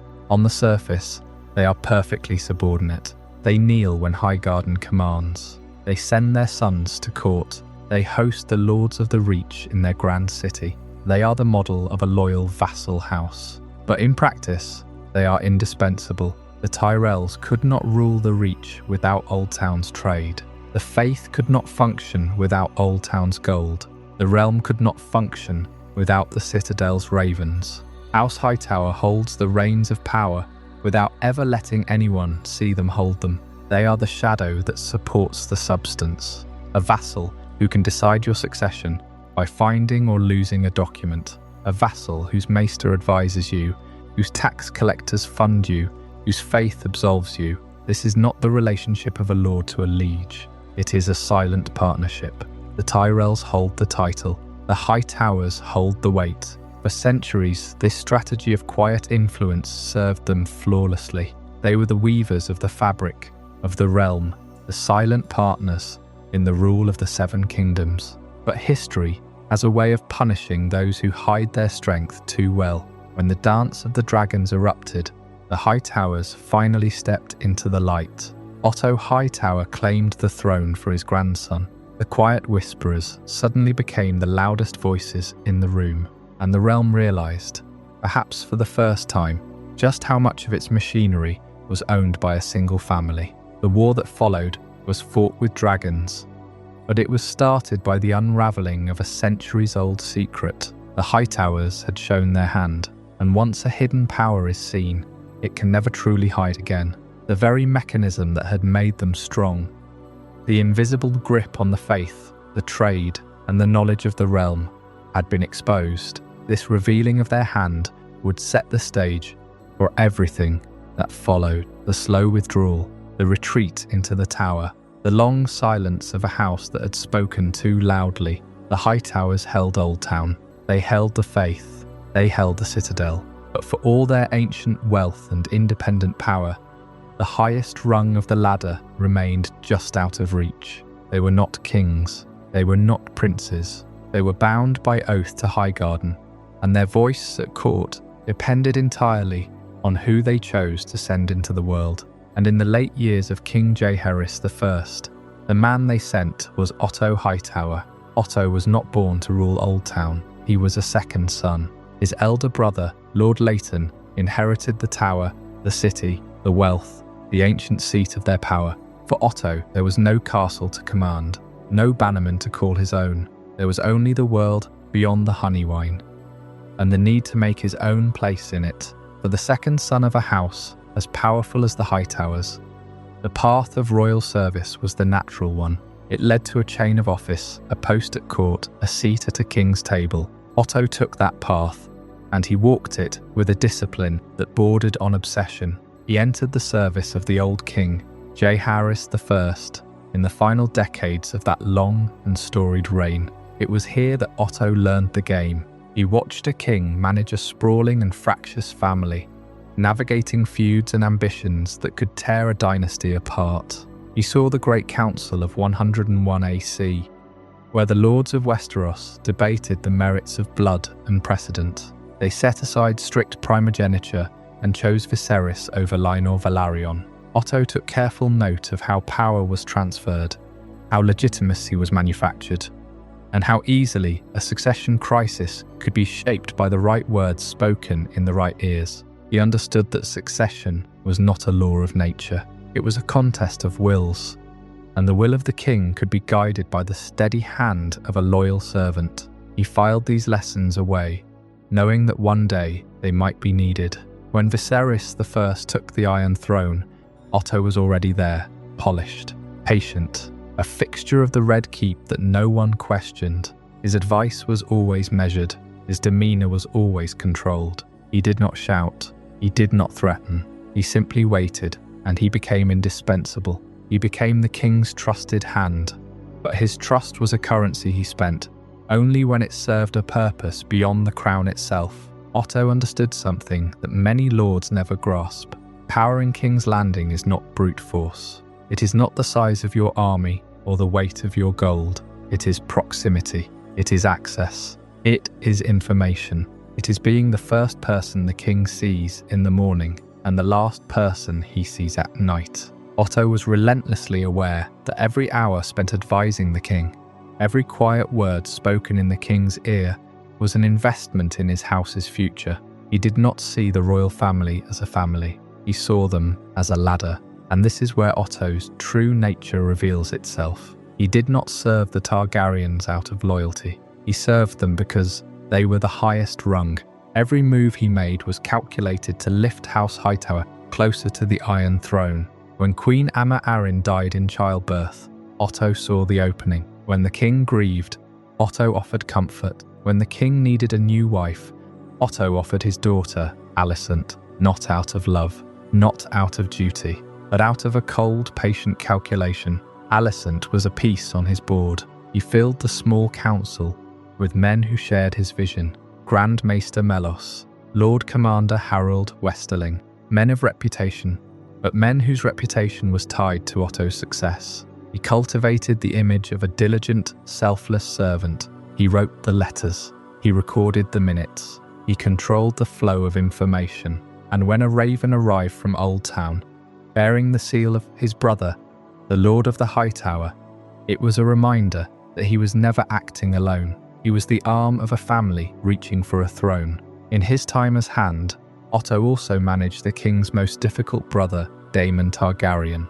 He saw Daemon as a threat, not just to the succession, but to the stability that allowed Otto to operate. When Daemon made a cruel joke about his dead nephew, naming himself the Heir for a day, Otto was the one who advised Viserys to exile him. It was sound advice. It was also a convenient removal of a piece that Otto could not control. He was always removing threats, always placing his own people, always thinking one move ahead. His daughter Alicent grew up in the Red Keep. She was raised alongside Rhaenyra, but Otto did not raise her to be a friend to the princess. He raised her to be a queen. He taught her the same lessons he had learned: proximity, patience, the power of a well-timed word. When the time came, Alicent knew exactly what to do. She visited the grieving king. She offered solace. She listened. She was everything Rhaenyra was not. Because Otto had designed her that way. He was not cruel in the blunt way of some lords. He was efficient. He was persuasive. He was, above all, a man who believed that the end justified the means, and that the end was always a Hightower on the Iron Throne. His flaw was not ambition itself. His flaw was that he could see no other purpose for power except the elevation of his own name. He looked at the king, the queen, the princess, and he did not see the beating heart of a dynasty. He saw the pieces of his own design. Otto Hightower spent a lifetime learning the Game of Thrones. He mastered every rule. He knew exactly when to be silent and exactly when to speak. He knew the value of a patient smile and the weight of a single whispered doubt. And then, in the quiet hours after King Viserys drew his last breath, he made his final, decisive move. All those years of patience, all that careful climbing, had led to this single moment. The realm did not know it yet, but the game was about to become something else entirely. It was about to become a war that would test everything Otto Hightower had built. And in the ashes of that war, the ladder he had climbed so carefully would finally begin to burn. Otto Hightower had spent decades learning the quiet language of power, positioning himself as the indispensable hand. By the time Viserys I took the throne, Otto's influence was woven into the fabric of the court. But a king is not a puppet. Viserys was his own man, a gentle ruler who had been chosen specifically for peace. He inherited a united realm from his grandfather, Jaehaerys the Conciliator. The lords of the Great Council wanted continuity. What they did not anticipate was that the greatest threat to that peace would come not from an enemy, but from a tragedy within the king's own chambers. Viserys I was a man who dreamed of harmony. He loved tournaments and feasts, and spent hours building delicate models of old Valyria with his own hands. He wanted his lords to be content, his court to smile, his family to be whole. But harmony cannot be forced. The deepest fault in his reign was not an invasion or a rebellion. It was a loss, a single crushing loss. His queen was Amma of House Arryn, his cousin, a woman he had loved since childhood. Together they had a daughter, Rhaenyra, a bold and spirited princess. But the realm demanded a male heir. In the year 105 after Aegon's conquest, Aemma was pregnant once more. The birth was long and brutal. The maesters were summoned to Maegor's holdfast. The candles burned low through the night. Viserys paced the cold stone corridors outside the birthing chamber, listening to his wife's screams grow weaker and weaker. The maesters came to him with an impossible choice. They could save the child, but they would have to cut the mother. Viserys, desperate for a son, gave his consent. It was a decision that haunted him for the rest of his life. They brought him a bloody infant, a boy named Balon, but the boy lived only a single day. Queen Aemma bled to death in her bed. Viserys was utterly destroyed. The king withdrew into a deep mourning. He stopped holding court. He barely ate or spoke. The Red Keep fell quiet, the music of the castle replaced by the heavy silence of grief. The peace he had inherited vanished in a single night of agony. This was the moment Otto Hightower had been waiting for, perhaps without even fully realizing it himself. Otto understood that a grieving king is a vulnerable king. The realm needed a queen, and Otto needed someone in the king's ear whom he could trust completely. He had a daughter. Her name was Alicent.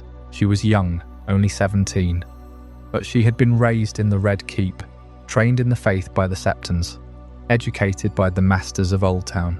She was a close companion to Princess Rhaenyra, the king's daughter. She knew the castle, the court, the rhythms of royal life. Otto began to send Alicent to the king, not to scheme, but to appear, to read to him from the histories of the realm, to walk with him in the Godswood, to sit with him in his private chambers when he could not sleep.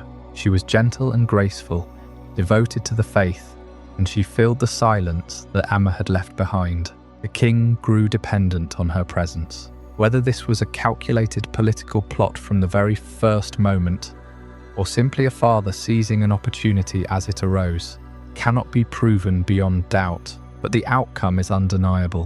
What began as a daughter's kindness became a king's dependence. In the year 106, Viserys announced that he would marry again. His choice was Alicent Hightower. The comfort Alicent provided had become a courtship, and the courtship had become a dynastic campaign. The Hightowers now occupied the Queen's chambers. Oldtown's influence had found its way into the royal bed. The marriage created a rift that would never heal. Princess Rhaenyra, the king's named heir, was devastated. Her mother had died. Her closest friend had married her father. She had been replaced in every way that mattered.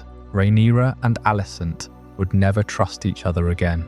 The seeds of the green and the black were sown in this betrayal. Queen Alicent soon gave the king what he most desired. She bore him sons, first Aegon, then Aemond, and later Daeron. The king's named heir now had half-brothers, with stronger claims in the eyes of tradition. Viserys loved his daughter Rhaenyra, but he could not say no to his wife, nor to his hand. He tried to hold both sides together, demanding Rhaenyra swear to protect Aegon's claim, and demanding Aegon respect Rhaenyra's position. This impossible tension was the very thing Viserys had spent his whole life trying to avoid. He had inherited a united realm, but he could not prevent its fracture from within his own house. The peace Viserys inherited was now being slowly, quietly undone by the very people meant to preserve it. The Hightowers had turned a moment of genuine grief into the first move of a war. The Dance of the Dragons did not begin with a clash of swords or a roar of fire. It began with a king who needed comfort and a family who knew exactly how to provide it. King Viserys had lost his wife and his son in a single night. The realm expected him to marry again, but no one could have predicted just how deeply that decision would cut into the future of the Targaryen dynasty. And in the midst of a court still numb with grief, the quietest presence in the Red Keep began to move toward a fate she never asked for. Alicent Hightower had been at court for years. She arrived as the daughter of Otto Hightower, the Hand of the King, a second son who had risen through talent and ambition rather than birthright. From the outside, she looked like another political pawn, a young woman shaped by her father's designs. But up close, she was something more. She was bright, dutiful, deeply aware that her position depended entirely on the goodwill of others. She had no dragon, no lands of her own, no power beyond what her father or future husband might grant her. And she had learned early that survival in the Red Keep meant reading the room before anyone else did.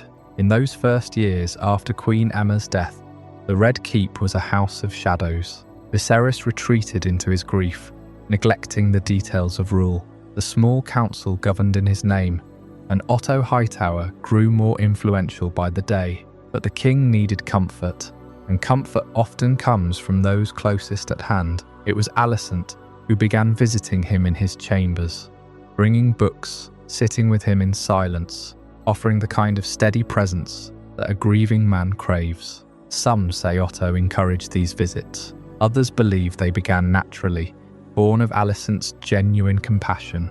Either way, the bond between the king and his Hand's daughter deepened quietly, away from the eyes of the court. And all the while, Alicent maintained her closest relationship in the castle, her friendship with Princess Rhaenyra. The two had grown up together, two girls almost the same age, sharing lessons, secrets, and the unique burden of living inside a machine built for royal power. Rhaenyra was fierce, impulsive, and confident in her position. Alicent was careful, thoughtful, and increasingly torn between loyalty to her friend and loyalty to her father. They confided in each other, they laughed together, and for a brief moment, They believed that whatever storm came, they would face it side by side. But storms do not ask for permission. When Viserys announced that he would take a new wife, the realm assumed he would marry Rhaenyra Velaryon, a match that would strengthen ties with the sea and reaffirm the Targaryen tradition of uniting dragon-riding families. Instead, the king revealed his choice: Alicent Hightower. The shock was immediate and profound. Lord Corlys Velaryon felt personally insulted. The small council was divided, and Rhaenyra, who had been named heir to the Iron Throne after her brother's death, suddenly saw her closest friend step into the role of stepmother and queen. Alicent did not seek this. She did not scheme for it, at least not in the way her enemies would later claim. She was a young woman thrust into the centre of royal ambition, carrying the weight of her father's plans on her shoulders, whether she wanted them or not. But once the announcement was made, there was no turning back. She married the king, she wore the crown, and she became the new queen consort of the Seven Kingdoms. The Hightower daughter now stood beside the Iron Throne, her hand resting on its arm, her eyes scanning a court that would never fully trust her. Yet Rhaenyra remained the named heir. Viserys had not changed the succession. He had not disinherited his daughter in favour of any children Alicent might bear. That contradiction, more than anything else, became the seed of everything that followed. The queen and the princess still smiled at each other in the corridors, still exchanged polite words in the throne room. But a fracture had opened, invisible at first, then widening with every passing feast and council meeting. The friend who had once sat beside Rhaenyra now sat beside the king. The daughter of Otto Hightower now carried the weight of a dynasty that expected a male heir, and the realm began to divide, quietly, choosing sides before most people even realised a choice had to be made. Then Alicent gave Viserys the sons the realm had expected from a king. First came Aegon, then Aemond, then Daeron, alongside their sister Helena. With every child, the question nobody wished to say aloud became harder to ignore. If the king had a living son, why should the throne pass to his daughter? To Viserys, the answer never changed. Rhaenyra was his chosen heir, and his word was law. But kings can command obedience. They cannot command belief. Alicent watched the court bend around that uncertainty. Lords who had once sworn before the king to honour Rhaenyra began speaking more cautiously. Some saw Aegon as the safer choice, a male prince born of the king and queen. Others feared that Rhaenyra's succession would bring conflict, especially if she married outside the expectations of the great houses. Alicent heard those whispers everywhere, beneath the music, at feasts, behind closed doors, in the pauses that followed a lord's careful smile. Her father did not need to explain the danger. Otto Hightower saw it with perfect clarity. Aegon was not merely Alicent's son. He was a threat to Rhaenyra's claim simply by existing, and if Rhaenyra became queen, Otto argued, her position might never be secure while the king's sons lived. Whether Alicent accepted that fear immediately or resisted it, the idea took root. Her children were no longer just children. They were pieces on a board that had begun to move without mercy. The friendship between Alicent and Rhaenyra could not survive that pressure unchanged. What had once been affection became caution. What had once been trust became suspicion. Each woman saw in the other a future that could destroy her own family. Rhaenyra believed Alicent and Otto were working to steal her birthright. Alicent believed Rhaenyra's claim placed her sons in danger.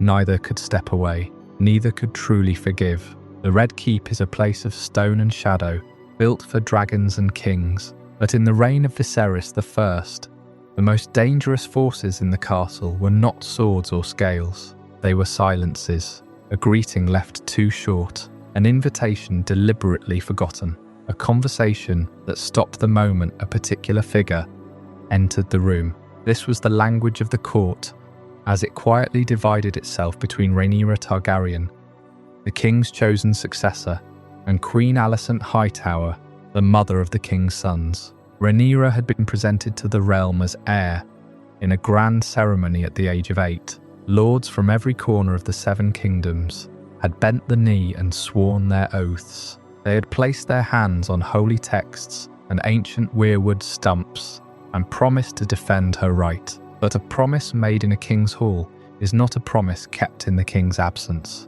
The memory of that ceremony grew fainter with each passing year, replaced by a more immediate image that gathered weight in the minds of the court: the young princes of the blood, sons of the queen, growing taller every season in the shadow of the throne. The realm knew how to follow a king. It did not know how to follow a queen.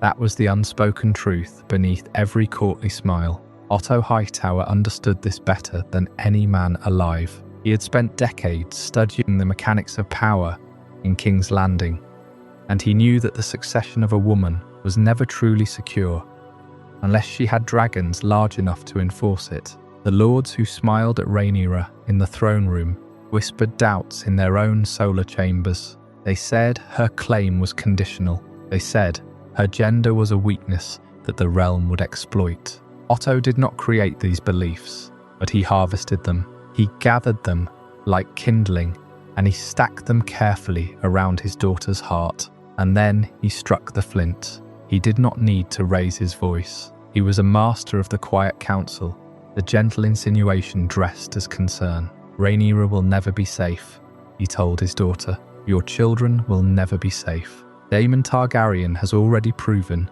he will kill to seize power. If she ascends the Iron Throne, your sons will be the greatest threat to her reign, and Daemon will not allow threats to live. He did not ask Alicent to hate her old friend.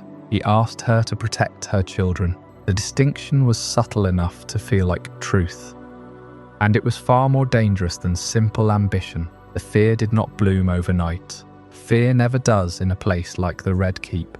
It is a slow growth, fed by every slight glance across the council table, every harsh word overheard, every rumour that drifts up from the servants into the Queen's chambers. Alicent began to see her former friend as a stranger wrapped in authority. The trust between them evaporated like mist before a summer sun. In its place, a careful and cold formality took root. The Queen began to dress in the green of her father's house. The princess wore the black and red of the Targaryen sigil. The colours were a declaration. The court had chosen sides long before anyone drew a sword. The small council ceased to function as a unified body. Lord Lannister, Lord Baratheon, Lord Strong, they gathered around the Queen. They saw in her sons a future they could predict and control. A male king was a known quantity. A female heir was a risk they were not willing to take. The alliance that would become the Greens was not written in ink. It was sealed in whispered rooms and exchanged glances. King Viserys watched his family splinter and could not stop it. He loved his daughter and he loved his wife. He commanded them to reconcile. He forced them to sit at the same table. He demanded they treat each other as family. But the rift was far too deep. The wounds had been salted by too many whispered warnings. The succession was no longer a legal matter. It was a powder keg, and the king's own failing health was the fuse. What began as the family's private distrust hardened into the defining division of an age. It was a succession crisis that waited only for the breath to leave the king's body. The entire realm knew the bell would come, and when it finally tolled, the Hightowers did not hesitate. They did not mourn. They moved with the speed of a conspiracy that had been years in the making. The small council sealed the gates of the city. The princes were secured. Rhaenyra was declared a traitor before she even learned her father was dead. The war that followed would be remembered as the Dance of the Dragons. But its true origin was not a single battle or a single betrayal. It was a slow, quiet poison, administered in small doses over many years in the intimate spaces of the Red Keep.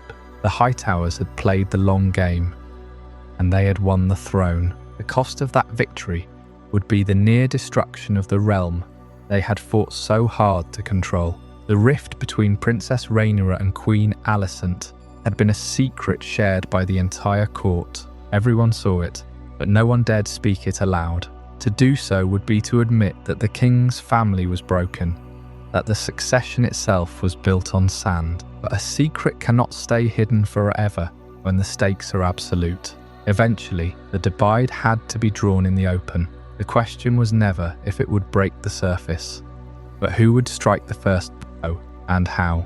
The answer came at a wedding feast.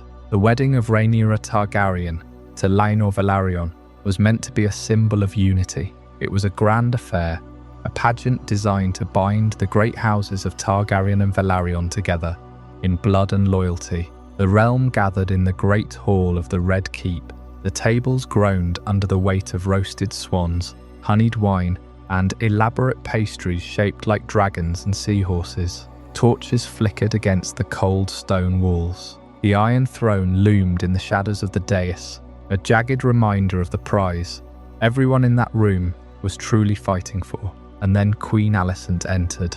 She did not enter quietly. She walked with the deliberate, measured grace of a woman who understood the weight of a moment. The music in the hall faltered for just a heartbeat when the courtiers saw her. The whispers began instantly, a low current of shock that rippled from the tables near the door all the way to the high dais. The queen was not wearing the colours of House Targaryen. She was not wearing the soft blues or silvers she often favoured as the king's consort. She was wearing a dress of vivid, striking green, not just any shade of green. It was the exact, unmistakable green of the Hightower beacon. To understand the depth of this gesture, you must understand the history of that flame. From the top of the Hightower in Oldtown, a beacon has burned for thousands of years. It was a promise of retribution long before the Targaryens ever set foot on Dragonstone. When the Lord of Oldtown lights that beacon, it is a call to war. It is a signal that can be seen for miles across the Whispering Sound. A warning to enemies. Every lord and lady in that hall understood the history. They understood the threat. It was a direct and undeniable challenge to the princess, to the king, and to the very stability of the realm. In that single public gesture, Queen Alicent announced that whatever fragile alliance existed between herself and the princess was over. The queen and the heir were no longer simply cold with one another. They were enemies. The friendship of their youth was dead, buried beneath the weight of ambition, fear, and the quiet machinations of the Hightower. King Viserys, seated on the central dais, watched his queen enter. He was a man who hated confrontation, who loved his family above all else. He must have known what the dress meant. The look on his face was one of profound sadness, a quiet resignation. He saw his house breaking in two before his very eyes, and he knew he could not stop it. Rhaenyra arrived shortly after. She too understood the power of an entrance, and she understood the game that was being played. She wore a gown of stark Targaryen black. It was defiance woven into fabric. The black was the colour of her house, but it was also the colour she had worn to her mother, Amma's funeral. It was the colour of mourning, a reminder that she was the child of the late Queen Amma, the king's first love, and not a creature of Otto Hightower's court. It was an assertion that her power came from the blood of the dragon, not the stone towers of Oldtown. Across the floor of the throne room, the two women looked at each other. The realm saw a collision of futures. From that moment, the court was visibly divided. Rhaenyra's supporters became known as the Blacks. Alicent's faction became the Greens. The names were not chosen by scholars or maesters in some quiet study. They were born in that hall, from the colours the two women wore on that single defining night. From that evening onward, private hatred had a public uniform. It was a map of allegiance drawn in silk and velvet. You did not just pick a side by your words or your oaths. You picked a side by what you wore. The colour green would forever be associated with the ambitious House of Oldtown, with their claim, with their war. The Seven Kingdoms are a vast tapestry of loyalties, and that night they began to colour themselves. The Reach leaned toward green, the North leaned toward black, the Riverlands fractured, the Stormlands waited. This was the Hightower way. It is the particular talent of that ancient house. They understood that power was not always won with steel on the battlefield. Often, it was won in the space between pleasantries, in the cut of a gown, in the silent message of a colour. It was bloodless, but it was war all the same. It was brutal in its quiet elegance. and it forced every man and woman in that room to choose a side, to let their allegiance be known before a single sword was drawn. The tragedy of the evening was that it was so public. Everything that had been whispered in the corners of the keep, everything that had been hidden behind forced smiles, was now on display for every lord, every lady, and every foreign ambassador. It could not be taken back. It was a challenge that could not be ignored. The green dress did not start the war. The swords were still in their scabbards. The dragons still slept beneath the castle. But the green dress drew the first line in the sand of the Red Keep. It told every lord and lady in the realm exactly where the Queen stood. It removed all doubt. And in a Game of Thrones, the removal of doubt is the most dangerous move of all, because once the lines are drawn, the conflict is inevitable. The question is no longer if a war will come, but when the match will be lit. The Hightowers had revealed their colour. The Blacks had revealed theirs. The king's health was failing. The succession was a ticking clock. The colours were set. The players were in place. Now the realm could only wait. Wait for the king to fail. Wait for the chance to strike. In a war fought in silks and shadows, the first casualty was always hope. And with the green dress, hope for a united realm had vanished entirely. The green dress still hung in the air of the Red Keep. Its memory lingered in every corridor, a silent accusation painted in fabric for King Viserys, the first of his name. The feast had been a mirror held up to the disease spreading through his court. He could no longer pretend the Queen and his heir were simply having a disagreement. The colours had been chosen, the sides had been drawn, and at the centre of it all stood Otto Hightower, the hand of the king, the man Viserys had trusted to guide him through grief and governance. But trust is a fragile thing, and Viserys had long been losing his faith in the man who wore his pin. He saw how Otto manoeuvred. He heard the whispers that favoured a male heir over a woman named by her father. He knew that Otto's ambition was not for the good of the realm, but for the glory of his own bloodline. And so, in the days that followed the wedding, King Viserys made a choice that would reshape the crown. He called Otto Hightower before him and removed him from office. It was not a loud dismissal. There was no trial, no accusation of treason loud enough for the court to hear. It was a quiet severing, a king finally choosing his daughter over his advisor, his peace over his convenience. Viserys had finally sensed the danger of Otto's relentless ambition, and he had cut the hand that fed the fire. Otto took his dismissal with the dignity of a man who had expected it. He gathered his household and began the long journey south to Oldtown, the ancient seat of House Hightower.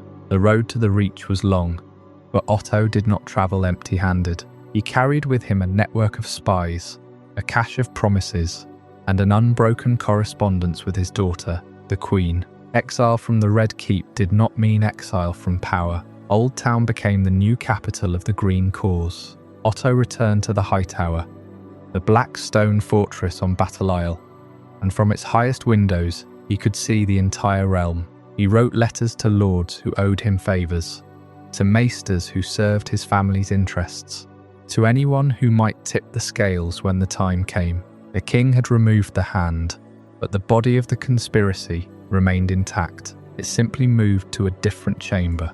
In King's Landing, the absence of Lord Hightower created a vacuum that was quickly filled by the hand of the king's successor, Lionel Strong, but it also created an opportunity for Queen Alicent to step into her own power.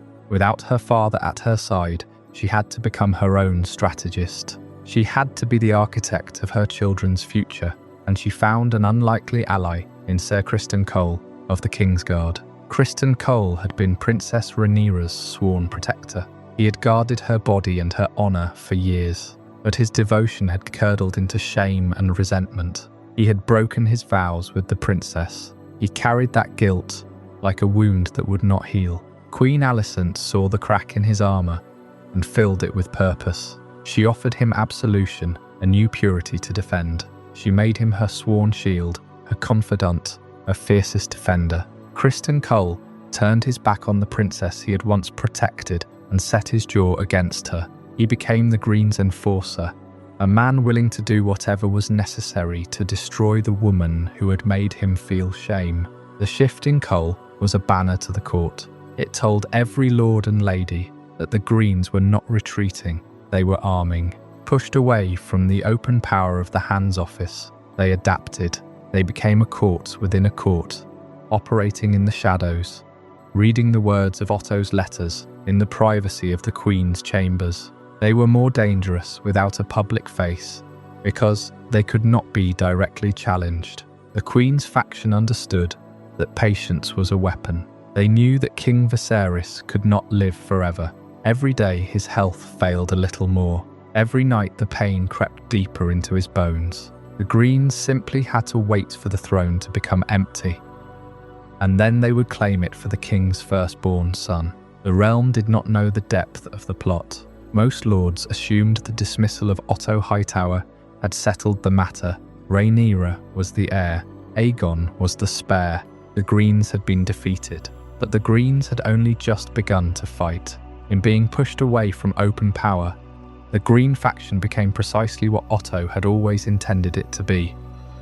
A structural ambition hidden beneath the surface of the court. They answered letters. They built alliances. They waited for the king's body to betray him, and for the moment when the Iron Throne would need a king. The war for succession was not over. It had simply moved underground, and in the quiet of the Hightower, Otto read the reports from his agents in the capital. He tracked the health of the king as a sailor tracks the stars. He knew that every day brought the end closer. The cards were being dealt. The players were taking their seats. The dance of the dragons had not yet truly begun, but the floor was being prepared for blood. Otto Hightower had been sent from the Red Keep, but the structure of his influence was already complete. He had spent his years at court, moulding his daughter into a queen who understood the Game of Thrones, and filling the ears of the nobility with the ancient truth of Andal law. A son comes before a daughter, always. When Viserys removed him as hand, the move was meant to restore peace. Instead, it forced Alicent to stand alone, and her children, the king's sons, became the obvious standard for any lord who was uneasy with the idea of a woman on the Iron Throne. The division of the royal court did not begin with a war. It began in the nursery. Queen Alicent raised her sons to believe they had been denied something essential. Not stolen, exactly, but denied. Aegon the Elder was told from the moment he could speak that he was the king's firstborn son. He was the natural heir, but his father had passed him over. It was a contradiction that ruined him. He grew into a young man who knew what he was supposed to want, but found he could not summon the ambition for it. He drank. He forced himself on serving girls. He avoided responsibility. He was a king without a crown, and the weight of expectation slowly crushed him into something cruel and hollow. His brother Aemond was different. Where Aegon faltered, Aemond hardened. He knew he was the second son, but he also knew the power of being the spare. He studied philosophy and history. He trained with a sword until his hands bled, and he waited. When he set his sights on the dragon Vargar, the largest in the world, he did not wait for permission. He claimed the beast for himself in the night, staking his place in the Order of Dragons. Together, Aegon and Aemond became the living alternative to Rhaenyra's claim. They were male. They were the sons of the king. And across the Seven Kingdoms, there were thousands of lords who believed that was all that mattered. On the other side of this dividing line, Princess Rhaenyra's sons carried an entirely different burden. Jacaerys, Lucerys, and Joffrey Velaryon. They bore the name of a great house, but they did not look like their father. Their hair was brown, their noses were broad, their faces were the image of Sir Harwin Strong, the commander of the City Watch and the princess's sworn shield. The court had eyes, the court had mouths, and the whispers never stopped. The rumours of their parentage were the Green's most effective weapon, because they required no proof. It was not a crime to whisper. It was not a crime to question the succession behind closed hands. Every time a lord looked at Jacaerys and saw a strong, a fraction of his loyalty to Rhaenyra's line dissolved. The boys grew up knowing the rumours. They learned to walk with their heads high and their jaws set. But the wound was there. Viserys was the heir to the Iron Throne, in everything but the acceptance of the realm. He knew he had to be twice as good as any true-born prince, and he was. But merit rarely defeats prejudice in a realm built on blood. The first great fracture came in the tunnels beneath Driftmark. It was the night after the funeral of Rhaenyra Velaryon. The children of the divided court gathered in a darkness, lit only by torchlight. Aemond had just claimed Fargar, the oldest and most terrible of the living dragons. He was a child of 10 years, but he had stolen the mount that should have gone to one of Rhaenyra's sons. In the stone corridor, words were exchanged, insults flew, and then Aemond said it aloud. He called Rhaenyra's sons bastards. He said their true father was Harrenhal's heir. Viserys and Lucerys attacked him. There was dirt and blood and screaming, and in the chaos, Lucerys picked up a blade and carved Aemond's eye from its socket. The fight was over in seconds, but the wound did not heal. Queen Alicent demanded justice. She stood before the Iron Throne and demanded an eye for an eye. She wanted Lucerys mutilated. King Viserys refused. He called the matter settled and commanded the Fnisbees to reconcile. But reconciliation was a word that had no meaning in that room. Alicent looked at her son's empty socket, looked at her husband who had failed her, and let her hatred fill the space where her obedience had once lived. From that night forward, the insults did not stop. They evolved. They became policy. Rhaenyra tried to seal her son's future with marriage. She betrothed Viserys to Baela Targaryen and Lucerys to Rhaenyra Targaryen. These unions tied her blood to the last surviving Valyrian dragon seeds. It was a strong alliance. On the other side of the court, Queen Alicent betrothed her eldest son Aegon to his own sister Helena. It was a match that kept dragon blood pure, but it also kept power inside a tight circle. Every ceremony, every feast, every announcement was a step further from the fragile unity of the past. Years later, the question of the succession was forced into the open again. Lord Vaemond Velaryon stood before the king and named Rhaenyra's children bastards to their faces. He demanded that the Driftwood throne pass to a true Velaryon. Prince Daemon Targaryen did not let him finish speaking. He cut Vaemond down with a single stroke of his sword. The blood pooled on the floor of the throne room. The king said nothing.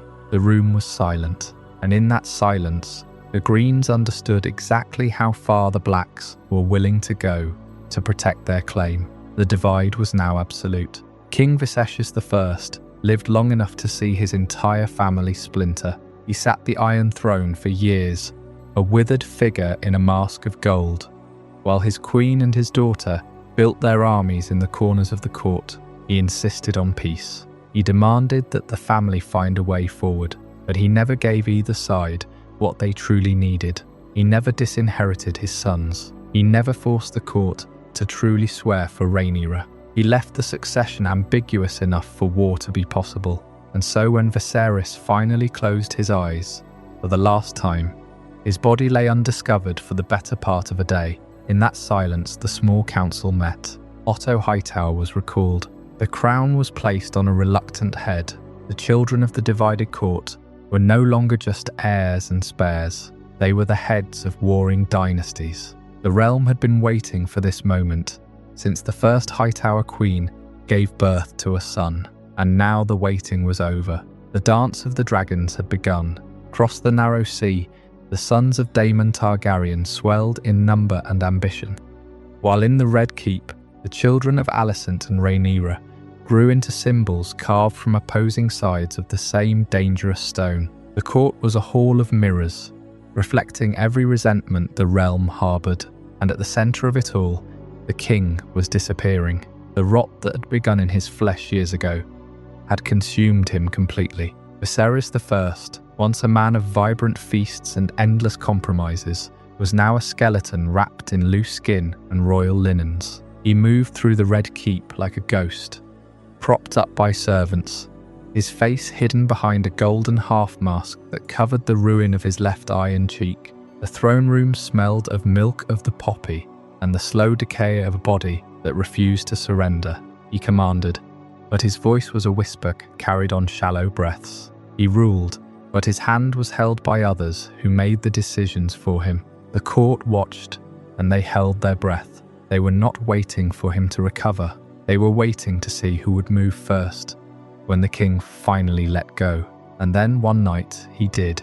Viserys Targaryen died in his bed, his final words spoken to a woman he did not fully recognize. Alicent sat beside him, her hand in his, and he spoke of the dream that had haunted his bloodline since the Conqueror. The dream of ice and fire, the prophecy passed from Aegon to his heir. He believed he was speaking to Rhaenyra.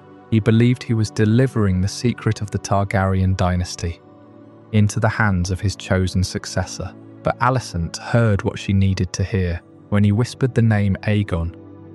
Speaking of the Conqueror who had dreamed the prophecy, she heard the name of her own son. She closed his eyes. She covered his face with the sheet, and she did not tell the realm. The king was dead, but the palace did not mourn.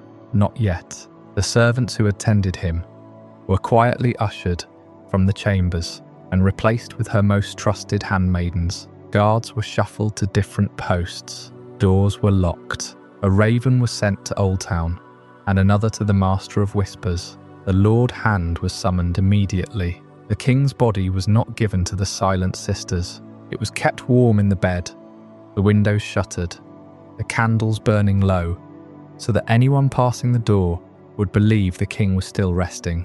Alicent sat in her chambers, her green dress laid out for the morning, while the body of her husband cooled in the next room behind a locked door. The realm still believed it had a king, but the Hightowers knew the crown was already empty. In the chamber beneath the Tower of the Hand, a small council met in secret, not the official council of the realm, but the Green Council. Otto Hightower sat at the head of the table, his long face carved from a lifetime of patient calculation. His hands rested flat on the table, unmoving, his voice calm as he laid out the reality of their position. Beside him stood Sir Criston Cole, the Lord Commander of the Kingsguard, his white cloak spotless, his loyalty no longer to the king's command, but to the queen's interpretation of it. Alicent sat among them, her voice steady, but her hands trembling slightly beneath the table, hidden from the men who watched her for signs of weakness.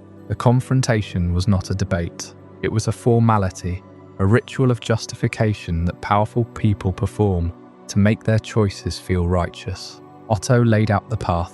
The king's final words had named Aegon II as his successor.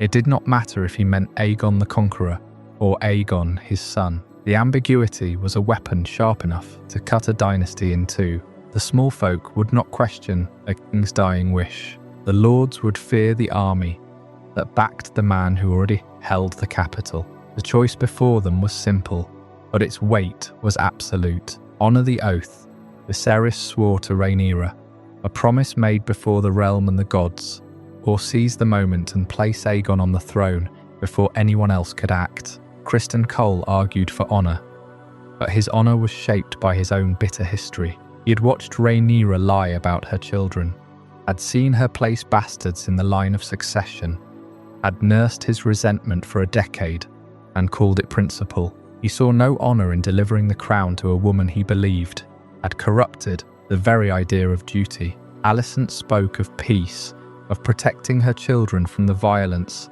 that would surely follow if Rhaenyra's sons inherited the throne. She spoke of the realm, of stability, of avoiding war. She truly believed she was doing the right thing. Otto spoke of the 1,000 years of Hightower wisdom that understood the realm would never accept a woman as queen, no matter what oaths were sworn.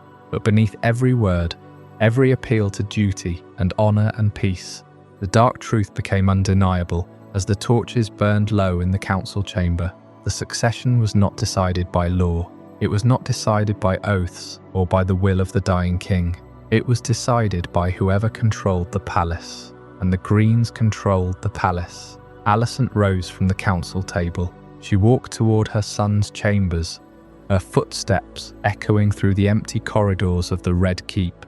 Aegon was not a king. He was a boy of 16, broken by the weight of expectation, given to every vice that the city offered, hiding in the tunnels and taverns of the lower city when his mother came looking for him.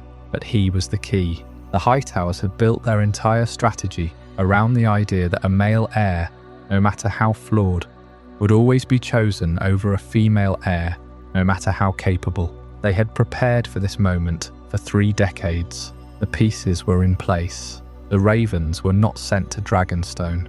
The guards were instructed to arrest any lord who spoke of succession before the coronation.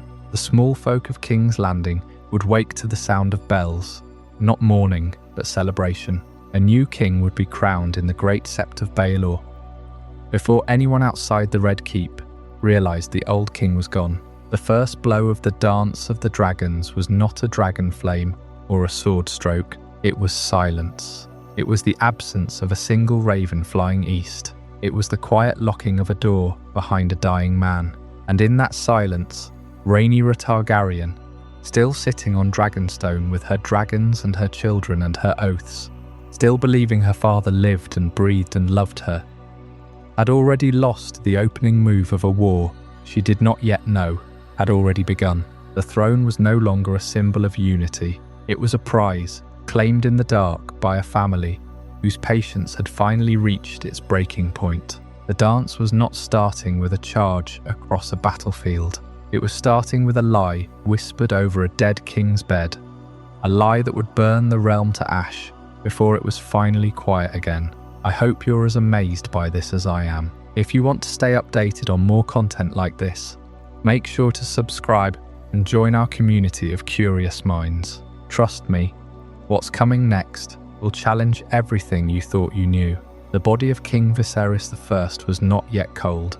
In the secret chamber beneath the Tower of the Hand, the candles burned low as Lord Otto Hightower laid out the path forward. The velvet darkness of the Red Keep was absolute, broken only by the flicker of a single flame. Around the table sat the conspirators. Queen Alicent, her hands clasped in her lap, her face pale and unreadable. Lord Larys Strong, the Master of Whisperers, a man who saw everything and heard everything from the shadows. Sir Criston Cole, the Lord Commander of the Kingsguard, whose hatred for the Princess Rhaenyra was a sharpened blade ready to draw blood. Grand Maester Orwyle, whose chains were forged at the Citadel, a Hightower institution, and who would verify the king's final wishes with a lie written in ink. Sir Tylan Lannister, who held the keys to the treasury. The council did not debate. It did not deliberate. It simply declared Aegon II would be king. Otto Hightower spoke of duty and of law, of the chaos a woman ruler would bring. He spoke of the precedents set by the Great Council of 101. He spoke as if the decision had already been made. It had. The Hightower project had been building toward this moment for 2 generations. Every marriage, every whisper, every green dress worn at a royal feast was preparation for this night. The king's death was a secret held close, a weapon to be deployed at the perfect moment. Before the sun rose over King's Landing, Rhaenyra Targaryen would wake to a kingdom that had already been stolen from her. But there was a flaw in the perfect machine. Prince Aegon himself was missing.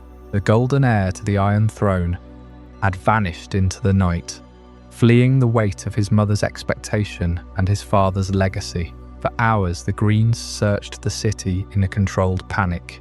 Aegon was found hiding in a den of rats and desperation in Flea Bottom, drunk and terrified by the burden being thrust upon him. He did not want the crown. He never had.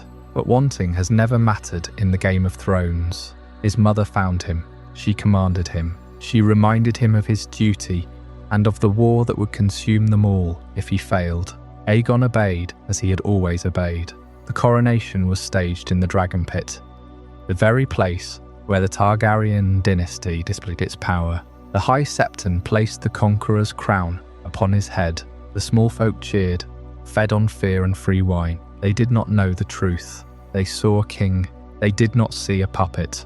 The bells of the Great Sept rang out across the city, a sound of celebration built upon a foundation of lies. The Hightower project had reached its climax. A royal succession, the sacred right of the Targaryen dynasty, had been replaced by a carefully managed coup. The king was a figurehead. The hand was the master. And Oldtown had won its greatest victory over the Iron Throne without a single battle. The power of a coup is not in the shouting. It is in the stillness. While the city celebrated, the quiet work of silencing the opposition was already complete. Lord Caswell of the Reach, a known loyalist to Rhaenyra, was dragged from his bed in the dead of night. His tongue was cut out. He was made an example. The gold cloak swept the streets, sweeping away any lord or knight who had sworn an oath to the princess. Some were thrown into the black cells beneath the Red Keep, forgotten and rotting. Others met the headsman in a hidden courtyard. The families of the disappeared knew better than to ask questions. Fear is a sharper tool than a sword. It spreads faster, it cuts deeper, and Otto Hightower wielded it with the skill of a man who had spent his entire life learning the craft of control. Princess Rhaenys, the queen who never was placed under house arrest. She was too dangerous to kill outright, but too powerful to leave free. Her dragon, Melis, was kept in the dragon pit under heavy guard. Every raven in the rookery was screened by the Grand Maester. No bird could fly to Dragonstone. The gates of the city were sealed. The treasury was locked tight by Sir Tyland Lannister. No word of the king's death could escape. No coin could fund a counter-coup. Control the gates. Control the treasury. Control the messengers. Control the story. This was Otto Hightower's strategy. It was brutally simple. It was devastatingly effective. The story was crafted in the council chamber. King Viserys had changed his mind on his deathbed. He had begged for his son. He had named Aegon his rightful heir. No one could argue with a dead man's wishes. The witnesses were all in the room. The witnesses were all Greens. The lie was perfect because it could not be disproven. The ink was dry. The crown was placed. The realm had a new king, but a secret cannot be kept forever. Across the narrow sea, on the volcanic island of Dragonstone, Rhaenyra Targaryen waited. The ravens did not come. The ships did not arrive. The silence was her answer. Her father was dead. Her crown had been stolen. She had dragons, and she had nothing left to lose. The Hightowers had won the first move in the Game of Thrones. They had seized the board. They had crowned their king. But moving the pieces is not the same as winning the game. The coup was complete, but the war was only beginning. The dragons were restless in their pits. The realm was about to bleed. The candles had burned down to nothing. The Green Council had finished their whispering, their threats, their bloody work. King Viserys was dead, and the realm would not learn the truth of his final words. Instead, his son, Aegon, would sit the Iron Throne. But a king decided upon in darkness is not yet a king to the realm. They needed the light. If you have been with us through this tale, you know how carefully the Hightowers have laid their plans. From the green dress to the secret council, every thread has been pulled tight. Thank you for staying with me through the deep hours of the night. Now the moment of crowning is upon us. They needed the king, but Aegon was not easy to find. He was a young man who knew his own flaws, who had watched the weight of the crown crush his father. He did not want this. He tried to refuse. He tried to hide. They found him in the back of a cart, or so the stories say, fleeing the city, fleeing the duty they demanded of him. But his mother and grandfather would not let him go. Alicent looked at him with the eyes of a woman who had given everything for this moment. Otto spoke of duty, of destiny, of the family name. They dressed him in the armour of his ancestors. They placed Blackfire in his hand. They pushed him toward the Iron Throne. The very people who claimed to protect him, telling him it was the only way to keep the family safe, telling him his reluctance was a luxury the house could not afford. The coronation was staged in the Dragon Pit, the massive dome where the Targaryen dragons had once nested. Tapestries hung from the walls, the black and red of the House of the Dragon. The iron doors were thrown open to the people of King's Landing. They came in droves, hungry for spectacle, hungry for certainty. The faith played its part. The High Septon anointed Aegon's brow with oil, marking him as chosen by the gods. The crown of Aegon the Conqueror was placed upon his head. A roar filled the cavern. It was a sound designed to drown out the whispers of treachery. It was a sound designed to carry across the city, across the realm, to Dragonstone itself. Alicent's son was crowned with the full authority of the dynasty. Every symbol of Targaryen rule was used to sanctify the moment, as if the history of the conqueror himself had reached down to bless him. The ceremony transformed a quiet usurpation into a public fact. The illusion of legitimacy was complete, and at that very moment on Dragonstone, Rhaenyra remained unaware. She sat in the chamber of the painted table, a book in her lap, her hand resting on her swollen belly. She had sent ravens to King's Landing. No reply had come. She assumed her father was resting. She assumed her stepmother was busy at his bedside. She did not know that Viserys was dead. She did not know her brother had been crowned. She was a queen without a kingdom, and she did not even know she had been overthrown. This was the Hightower victory. They understood something that many great houses forget. Power is not only taking a crown, it is making the realm watch someone wear it. The people cheered, the bells rang. The new king processed through the streets of King's Landing, dressed in gold and black. The usurpation was complete, not because the council had decided it in secret, but because the city had witnessed it in the light. But a crown is only a circle of metal. What holds it together is the will to keep it. The Greens had crowned their dragon. They had played their hand. The Dance of the Dragons was no longer a conspiracy in a council chamber. It was a fact of life in the Seven Kingdoms. The Hightowers had lit their fire. Now the Blacks would come with fire and blood. Yet there was one witness in the Dragon Pit who would not be made part of their triumph. Princess Rhaenys had been held beneath the castle, watched carefully because the Greens knew exactly what her freedom might mean.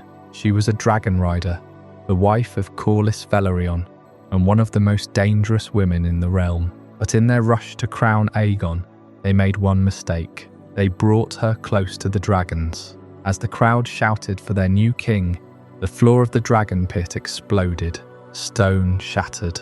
Smoke and dust swallowed the banners, and through the ruin rose Meleys, the Red Queen, her scales gleaming like blood beneath the broken dome. Rhaenys sat upon her back in armour, staring down at Aegon, Alicent, Otto, and every architect of the usurpation. For one breathless moment, the war could have ended there. Meleys could have burned them all. The king, the queen mother, the hand, the knights, the lords, the future of the green cause, all gathered together beneath a dragon's gaze. But Rhaenys did not give the command.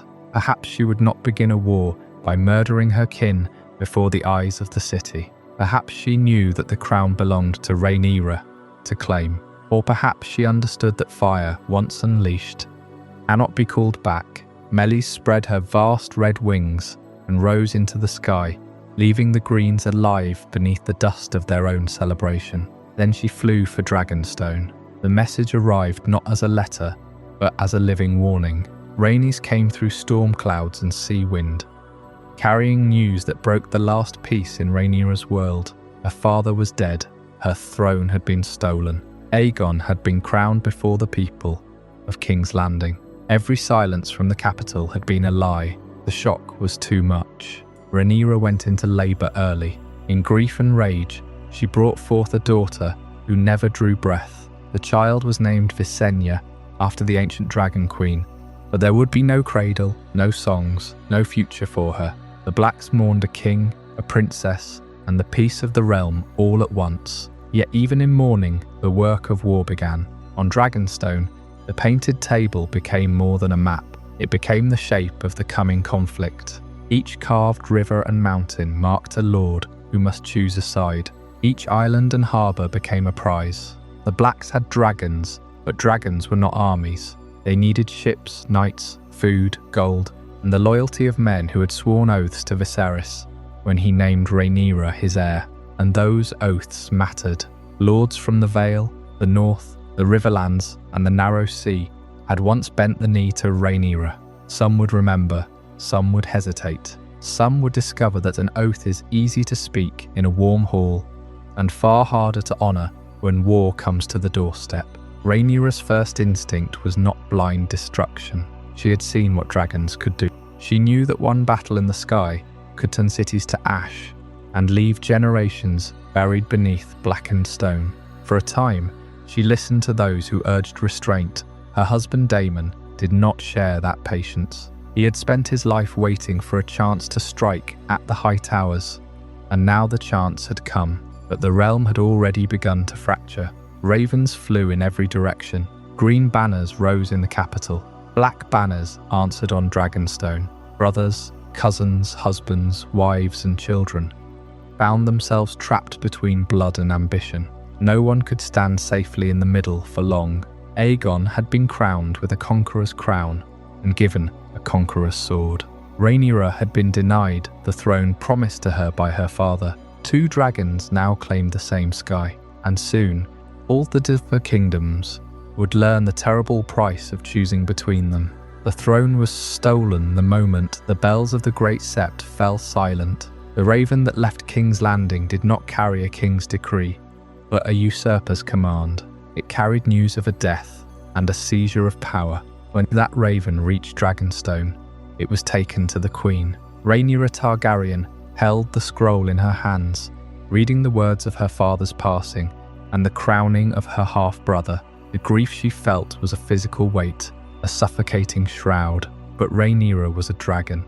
She did not break, she burned. Her grief turned to a cold, terrible rage, a rage that was ancient, a rage that meant to consume. She did not waste time weeping, she answered, and her answer was fire. She summoned her council. She mounted her dragon. She declared herself the rightful queen of the Andals, the Rhaenyra, and the First Men. Upon the ancient painted table in the castle of Dragonstone, she held her own coronation. Her crown was not a trophy of conquest, but a symbol of her birthright. The circlet of King Viserys was placed upon her brow. The realm now had 2 rulers, a single kingdom divided against itself. The fracture spread across Westeros, like a crack running through ice. Lords were forced to choose. They chose based on oaths sworn years ago, on family ties, on the counsel of their maesters, on the ambitions of their hearts. The Starks remembered the old oaths. The Tullys stood with the memory of the king who had honoured them. The Baratheons chose blood, the sons of their cousin over the daughter of the king. The Lannisters chose the tradition of a male heir. The Reach, the heartland of the Hightowers, was split down the middle, a wound that would bleed for years. This was not a foreign invasion. There was no army sailing from across the sea to enslave them. This was a family war. A war born in the small council chambers of the Red Keep, plotted by the Hightowers, defended by the Green Council. And because it was a Targaryen war, the weapons of that war were dragons. Vhagar, the ancient she-dragon, the mount of Aegon the Conqueror's sister, was ridden by Aemon Targaryen, the second son of Queen Alicent. Syrax was the mount of Rhaenyra. Caraxes, the bloodworm, was ridden by Prince Daemon.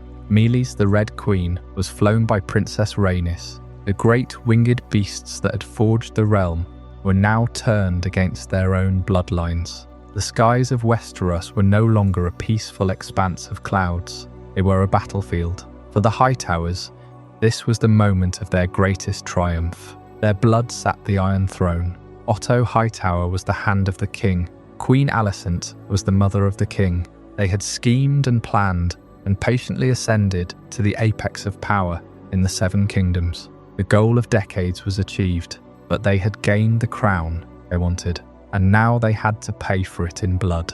The war would not be a quick victory. It would be a slow, grinding, fiery catastrophe. The dragons would fall from the sky. The children of the family would be slain. The city of Oldtown itself, the ancient seat of their power, would feel the flames of a war they had started. The legacy of the Hightowers, the architects of this war, would be forever stained by the blood of the dance. The pieces were set. The ravens had been sent. The armies were marching. The Lord of the Hightower sat in his ancient tower, looking out over the Honeywine, knowing that the war he had helped create was drawing closer with every passing day. The Hightowers had set the board. Now the realm would burn. Yet even as war gathered its strength, The Hightowers did not march blindly into the storm. Oldtown was rich, populous, and protected by powerful walls, but its true strength was influence. The faith held sway there. The Citadel trained the maesters who carried knowledge and counsel into every castle in the realm. The merchants of the city commanded ships, coin, and supplies. Lord Ormond Hightower raised banners in the Reach, while his kin worked to keep the roads, rivers, and ports in green hands. But influence could not stop Dragonfire. Each victory carried a price, and every death widened the hatred between the two sides. The war that began with a stolen crown soon became more than a struggle over succession. It became a reckoning for every old insult, every broken promise, and every ambition concealed beneath silk and ceremony. Brothers fought brothers. Knights who had once feasted together met beneath opposing banners. Sons inherited not lands or titles, but the unfinished vengeance of their fathers. For House Hightower, there could be no easy return to the peace that existed before Viserys died. They had tied their fortunes to Aegon II, and the fate of their house now rose and fell with the Green cause. If Aegon won, the Hightowers would stand beside the throne they had helped create. If he fell, they would be remembered as the family that placed a crown upon a king and plunged the Seven Kingdoms into ruin. Far away from Oldtown, the first blows of the dance were already being prepared. Steel was sharpened, dragons were fed, messengers rode through rain and darkness with promises of gold, marriage, pardon, and revenge. Above them all waited the great beasts of Valyria, creatures too vast and terrible to be controlled by the small desires of men.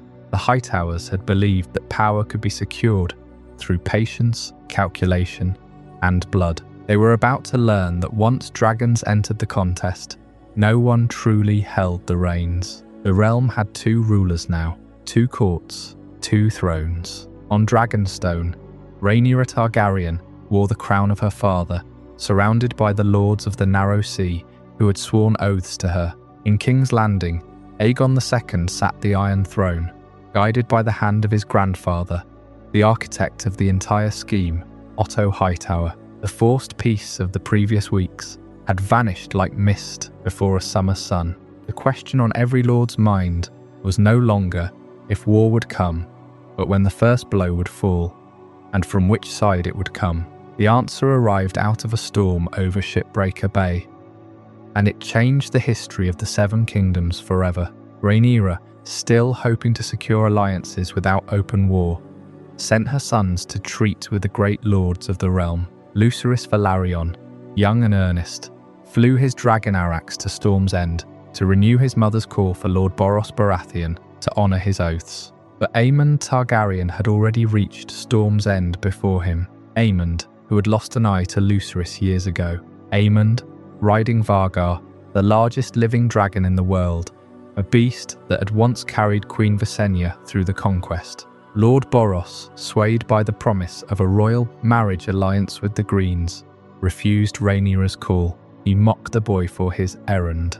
As Lucerys fled into the howling gale of Shipbreaker Bay, Aemond followed. What happened next turned a political schism into a war of vengeance. Aemond set Vargar upon Arax. The younger dragon was torn apart in the storm.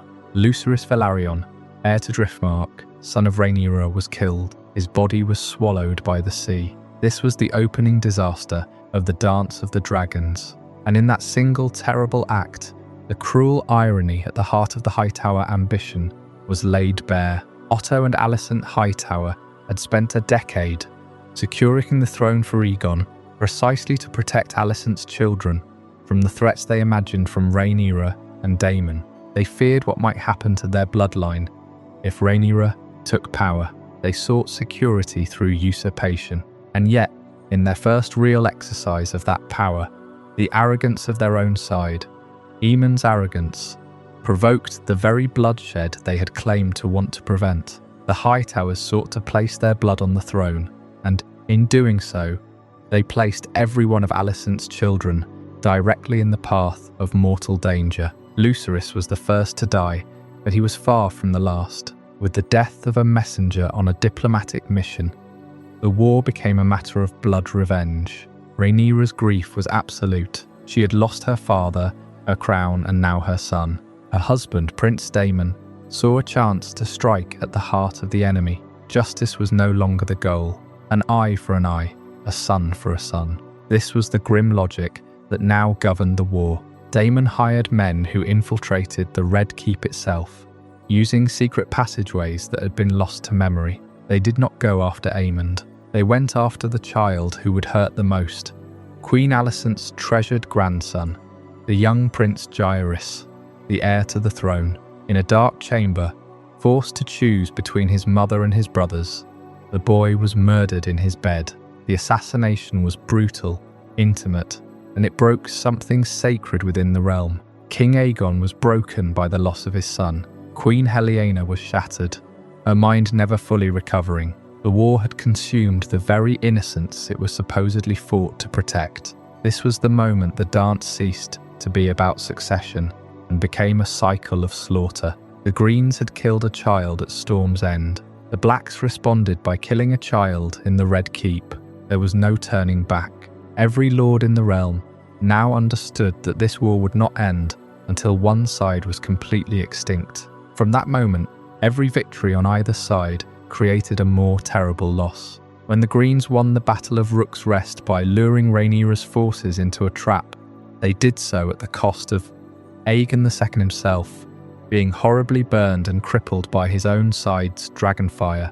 Nearly dying, he was hidden away, ruling from a sickbed, his body ruined. The power the Greens had won was immediately hollowed out by the loss of their king's strength. When Rhaenyra finally took King's Landing, she did so with the support of the small folk. But her dragons were her true weapon, and yet that very reliance on dragons led to the storming of the Dragon Pit, where the mob of King's Landing turned on the beasts themselves, slaughtering dragons that had been the symbols of Targaryen power for centuries. The war grew in scope and horror. Hostages were taken, nobles were executed, entire houses were extinguished. The rules that had governed the nobility for millennia were shattered. Lords were beheaded without trial. Children were held captive to ensure the good behaviour of their fathers. Revenge became the only law that anyone respected. The realm bled from 1,000 wounds, and there was no healer willing to stop the flow. The Hightowers had been masters of courtly intrigue. They had controlled the maesters, influenced the faith, and guided the crown for generations. But the war they started to secure their family's future became the very engine of their destruction.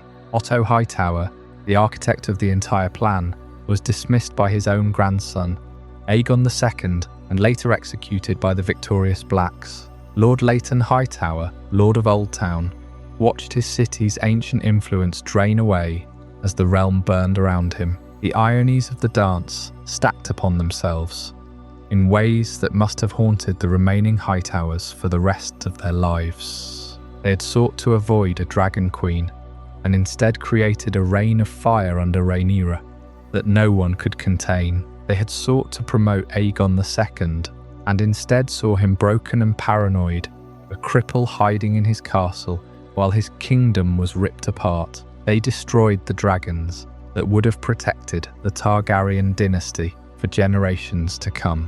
Aemond, the rider of Varga, who began the war with Lucerys's blood, died in a duel over the God's Eye Lake, dragging Daemon Targaryen down with him into the cold, dark depths. The dragons died with them, and the Targaryen dynasty was never the same. The Dance of the Dragons was not a war that could be truly won by either side. It was a fever that had to burn itself out, consuming everything in its path. And at the end of it, the Hightowers were diminished beyond all recognition.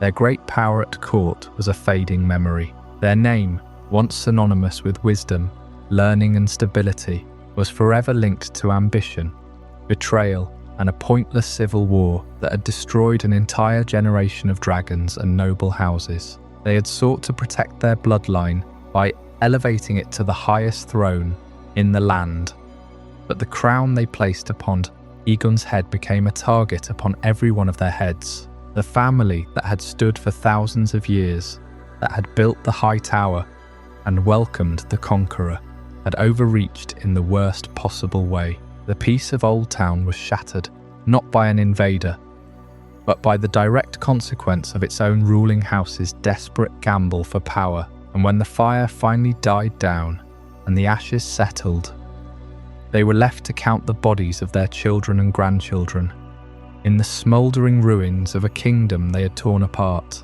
The legacy of the Hightowers was no longer the steady light of the beacon, guiding trade and faith through the centuries. It was the memory of a fire that could not be controlled, a fire that burned their own house to ash along with the realm. The crown was taken in the dark. Blood was spilled in the corridors of the Red Keep before the king's body had grown cold. The first acts of the dance were not great battles or fiery duels in the sky, but quiet murders, stolen children, and a realm fractured by vengeance, while the world watched the slow burn of King's Landing and the empty throne. The true engine of the war was only beginning to turn in the far south. The city that had anointed the conqueror himself was now preparing to destroy everything he built. This was Oldtown, the oldest city in Westeros, the home of the Citadel, the seat of the High Septon, and the ancestral power of House Hightower. For generations,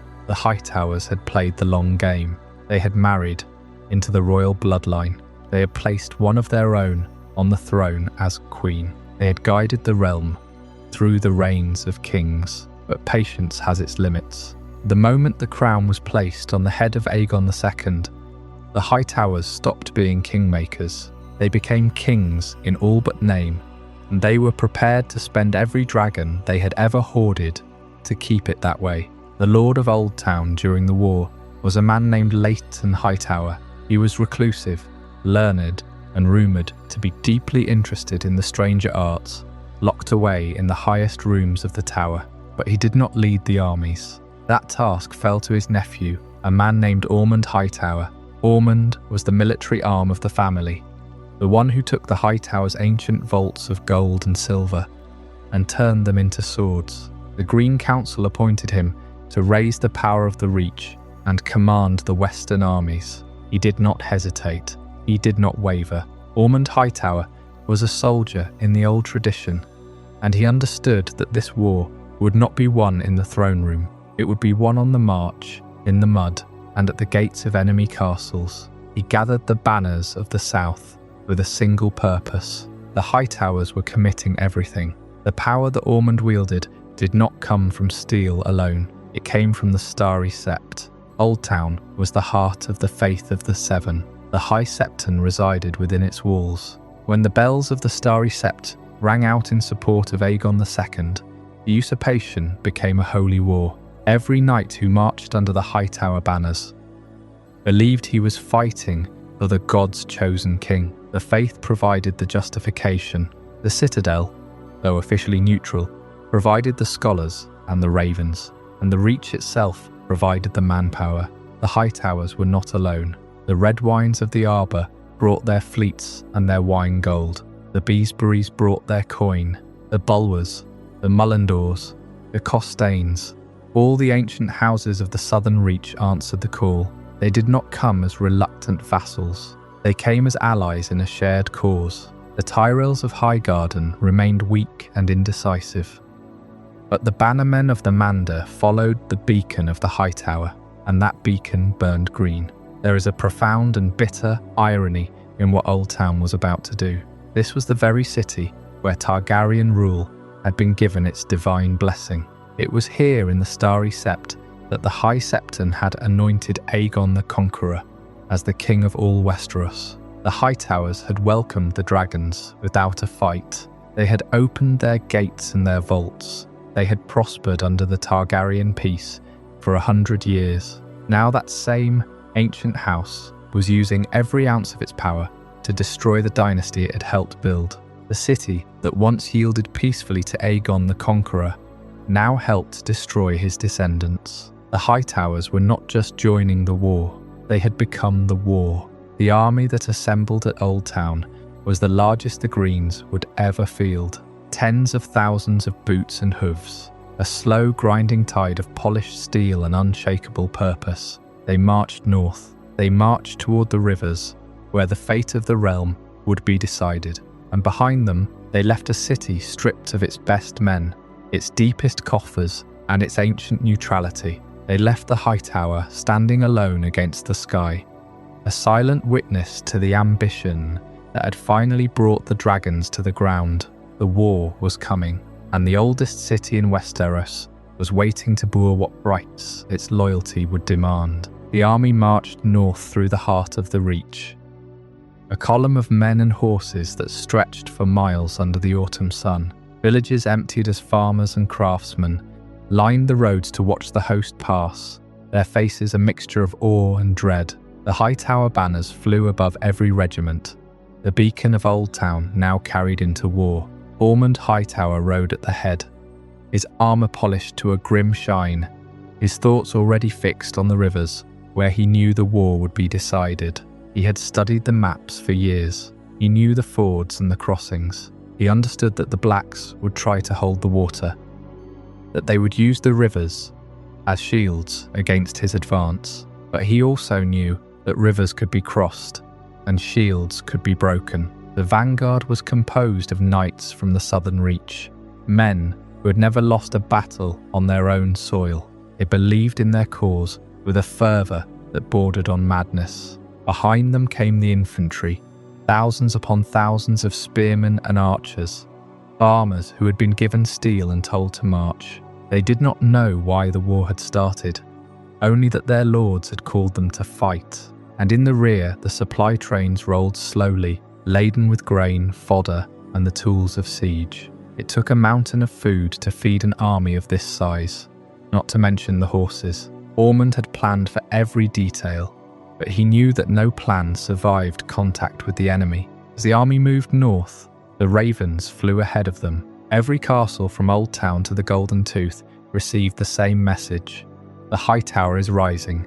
The king demands your fealty, and we must all walk. The lords of the Reach, who had already declared for Aegon II, prepared their own levies. But many still watched and waited.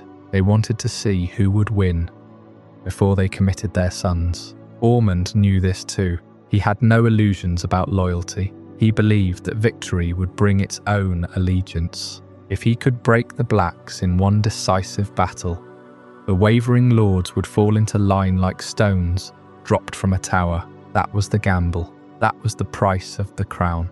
Meanwhile, in Oldtown, the city waited in silence. The bells of the Starry Sept tolled daily for the king and his war, but the streets grew emptier with each passing week. The young men had marched. The old men watched the walls, and Lord Leighton Hightower remained in his tower, poring over ancient texts and star charts, his mind fixed on prophecies that no one else could read. Some said he was searching for the future. Others said he was hiding from the present. But the truth was simpler.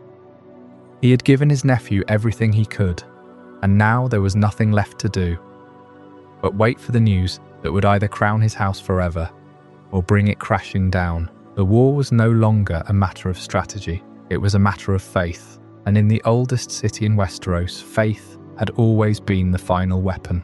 When Lord Ormond Hightower marched his army south from Oldtown, he carried the full military might of his house into a war that had already begun its transformation into something far worse than a succession crisis. The Dance of the Dragons was becoming a war of annihilation, where the very weapons that made the Targaryens rulers of the world were turning against each other, and in their hunger, the dragons would not spare the armies, the towns, or the ancient bloodlines that had gathered beneath their shadows. The first true taste of this horror came at a place called Rook's Rest. Queen Rhaenys, the queen who never was, rode her dragon Melis into what she believed was a strategic strike against the Greens. But it was a trap. Sunfire and Vhagar rose to meet her. The sound of 3 dragons colliding in the sky was unlike anything the soldiers below had ever experienced. It was a storm of fire and tearing flesh.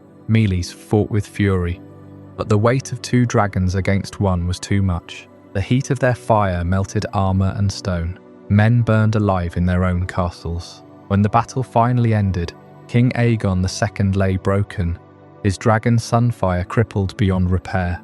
Queen Rhaenys and Meleys were dead, and Prince Aemond, the rider of Vargar, had watched it happen. He had the power to end the fight instantly, yet he held back until the last possible moment.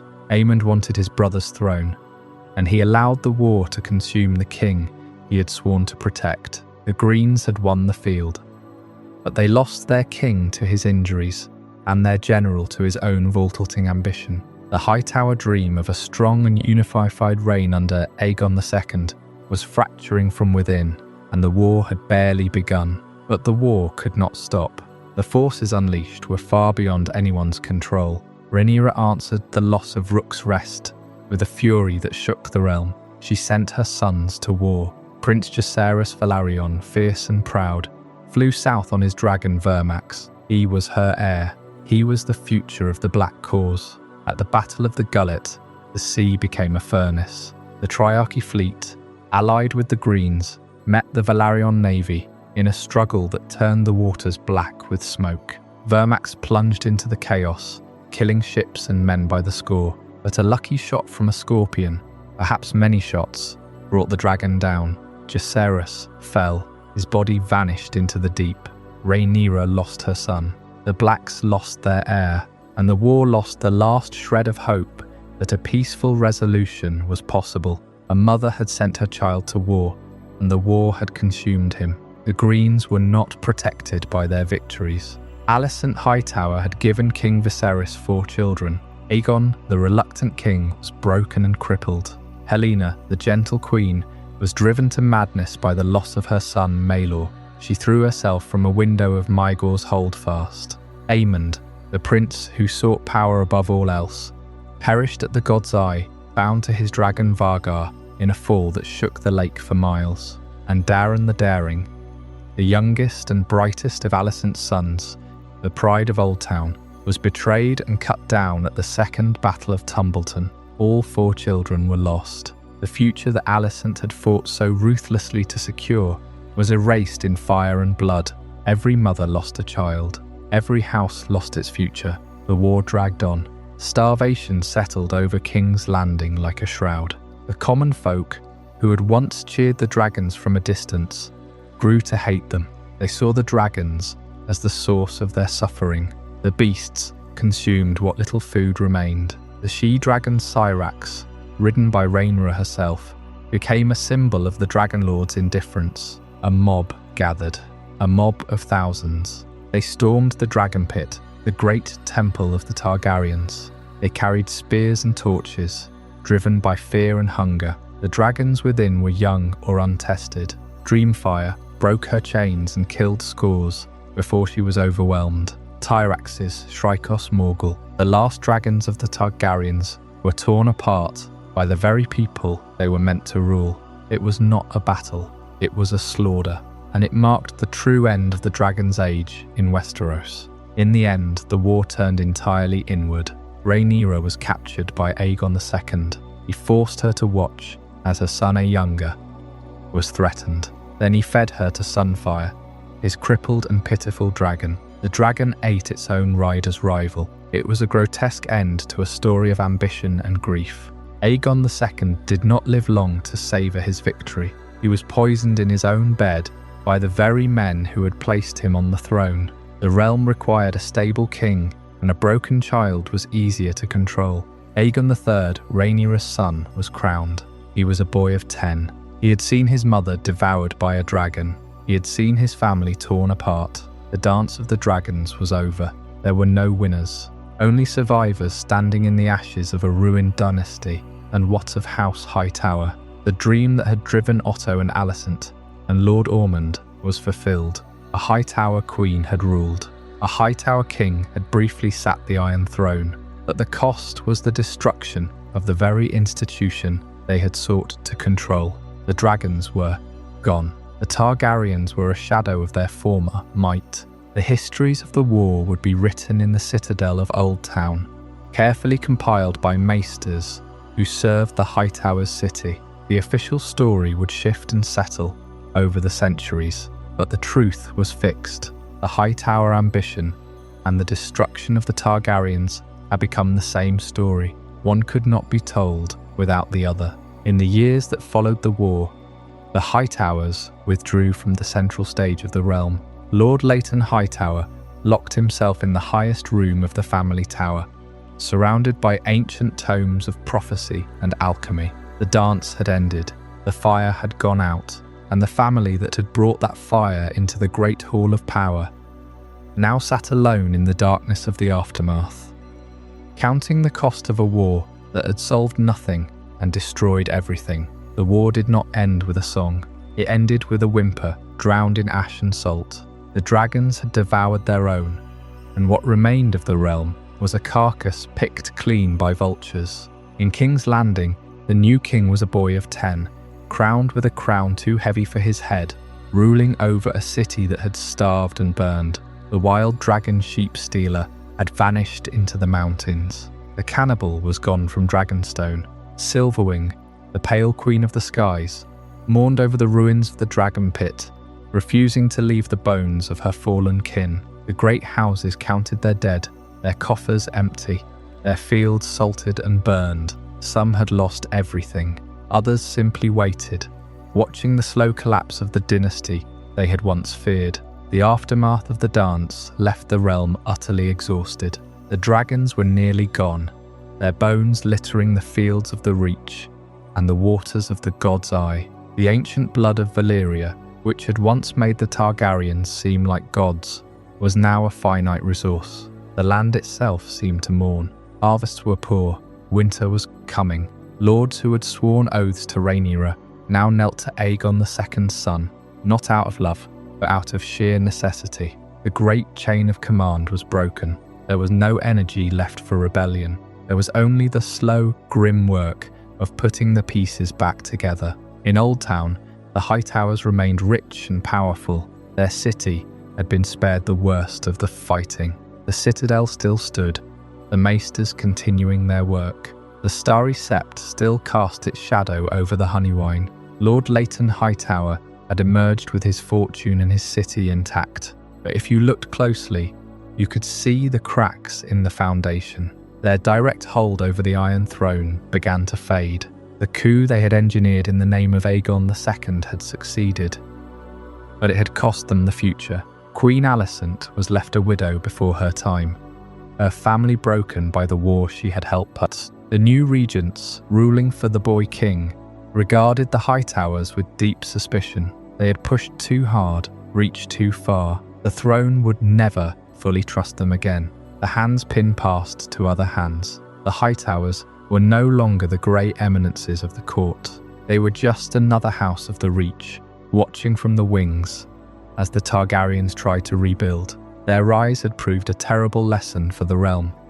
The danger of making a royal house dependent on one ambitious family. Viserys I had leaned too heavily on Otto Hightower. He had given his daughter to the court and his ear to the hand, and in doing so, he had allowed the rot to set in. The crown is not a prize to be won by the highest bidder. But the Hightowers had tried to claim it. They tried to turn the throne of the conqueror into a Hightower inheritance, and in doing so, they taught every lord in Westeros a dangerous truth, that the king's favour could be bought, and that the king's family could be manipulated. The lesson was learned, and the realm would never forget it. This is the weight they must bear. They did not destroy Westeros alone. The blame for the dance must be spread across dozens of lords, kings, queens, and dragon riders. The Targaryens had sown the seeds of their own destruction at the Great Council of 101. The rivalry between Rhaenyra and Alicent was not a creation of a single moment, but the Hightowers lit the spark, Otto lit the torch, Alicent fanned the flames, and a kingdom burned for their ambition.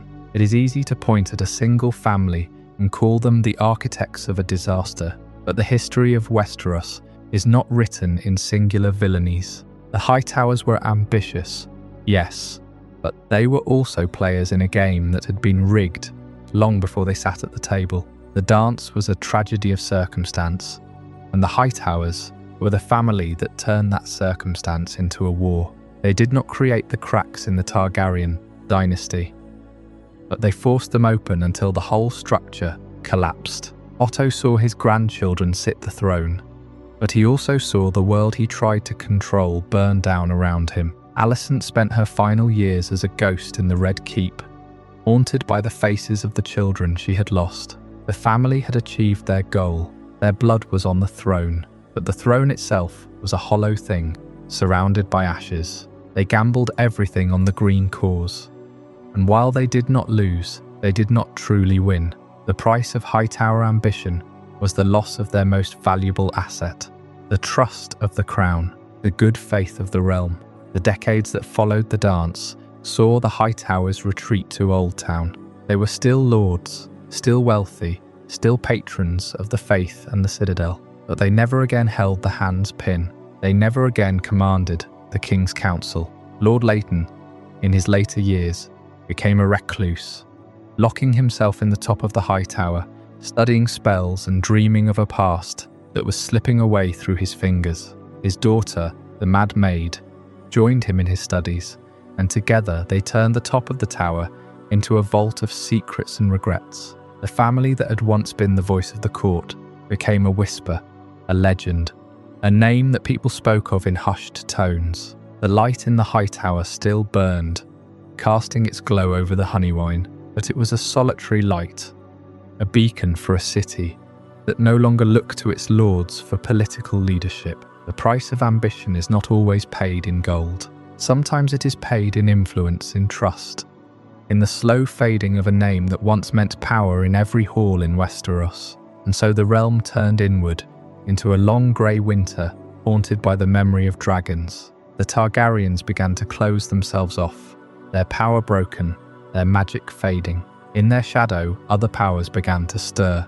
The Tyrells of Highgarden, long dismissed as stewards, who had inherited the Reach rather than earned it through conquest, began to assert their authority in a way they never could when the Hightowers commanded the King's ear and the Citadel's whispers. The Tyrells understood what the Hightowers had failed to grasp. That power does not need to be grasped loudly. Patience, marriage, and the careful management of the realm's bounty can achieve what fire and blood cannot. The Hightowers had tried to own the dragons, and the dragons had burned them.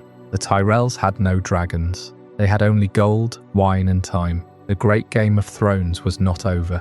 It was simply entering a different phase, one where the weapons were not fire and blood, but whispers, marriages, and the slow patience of lords who had learned the price of ambition too well. The dance of the dragons is over.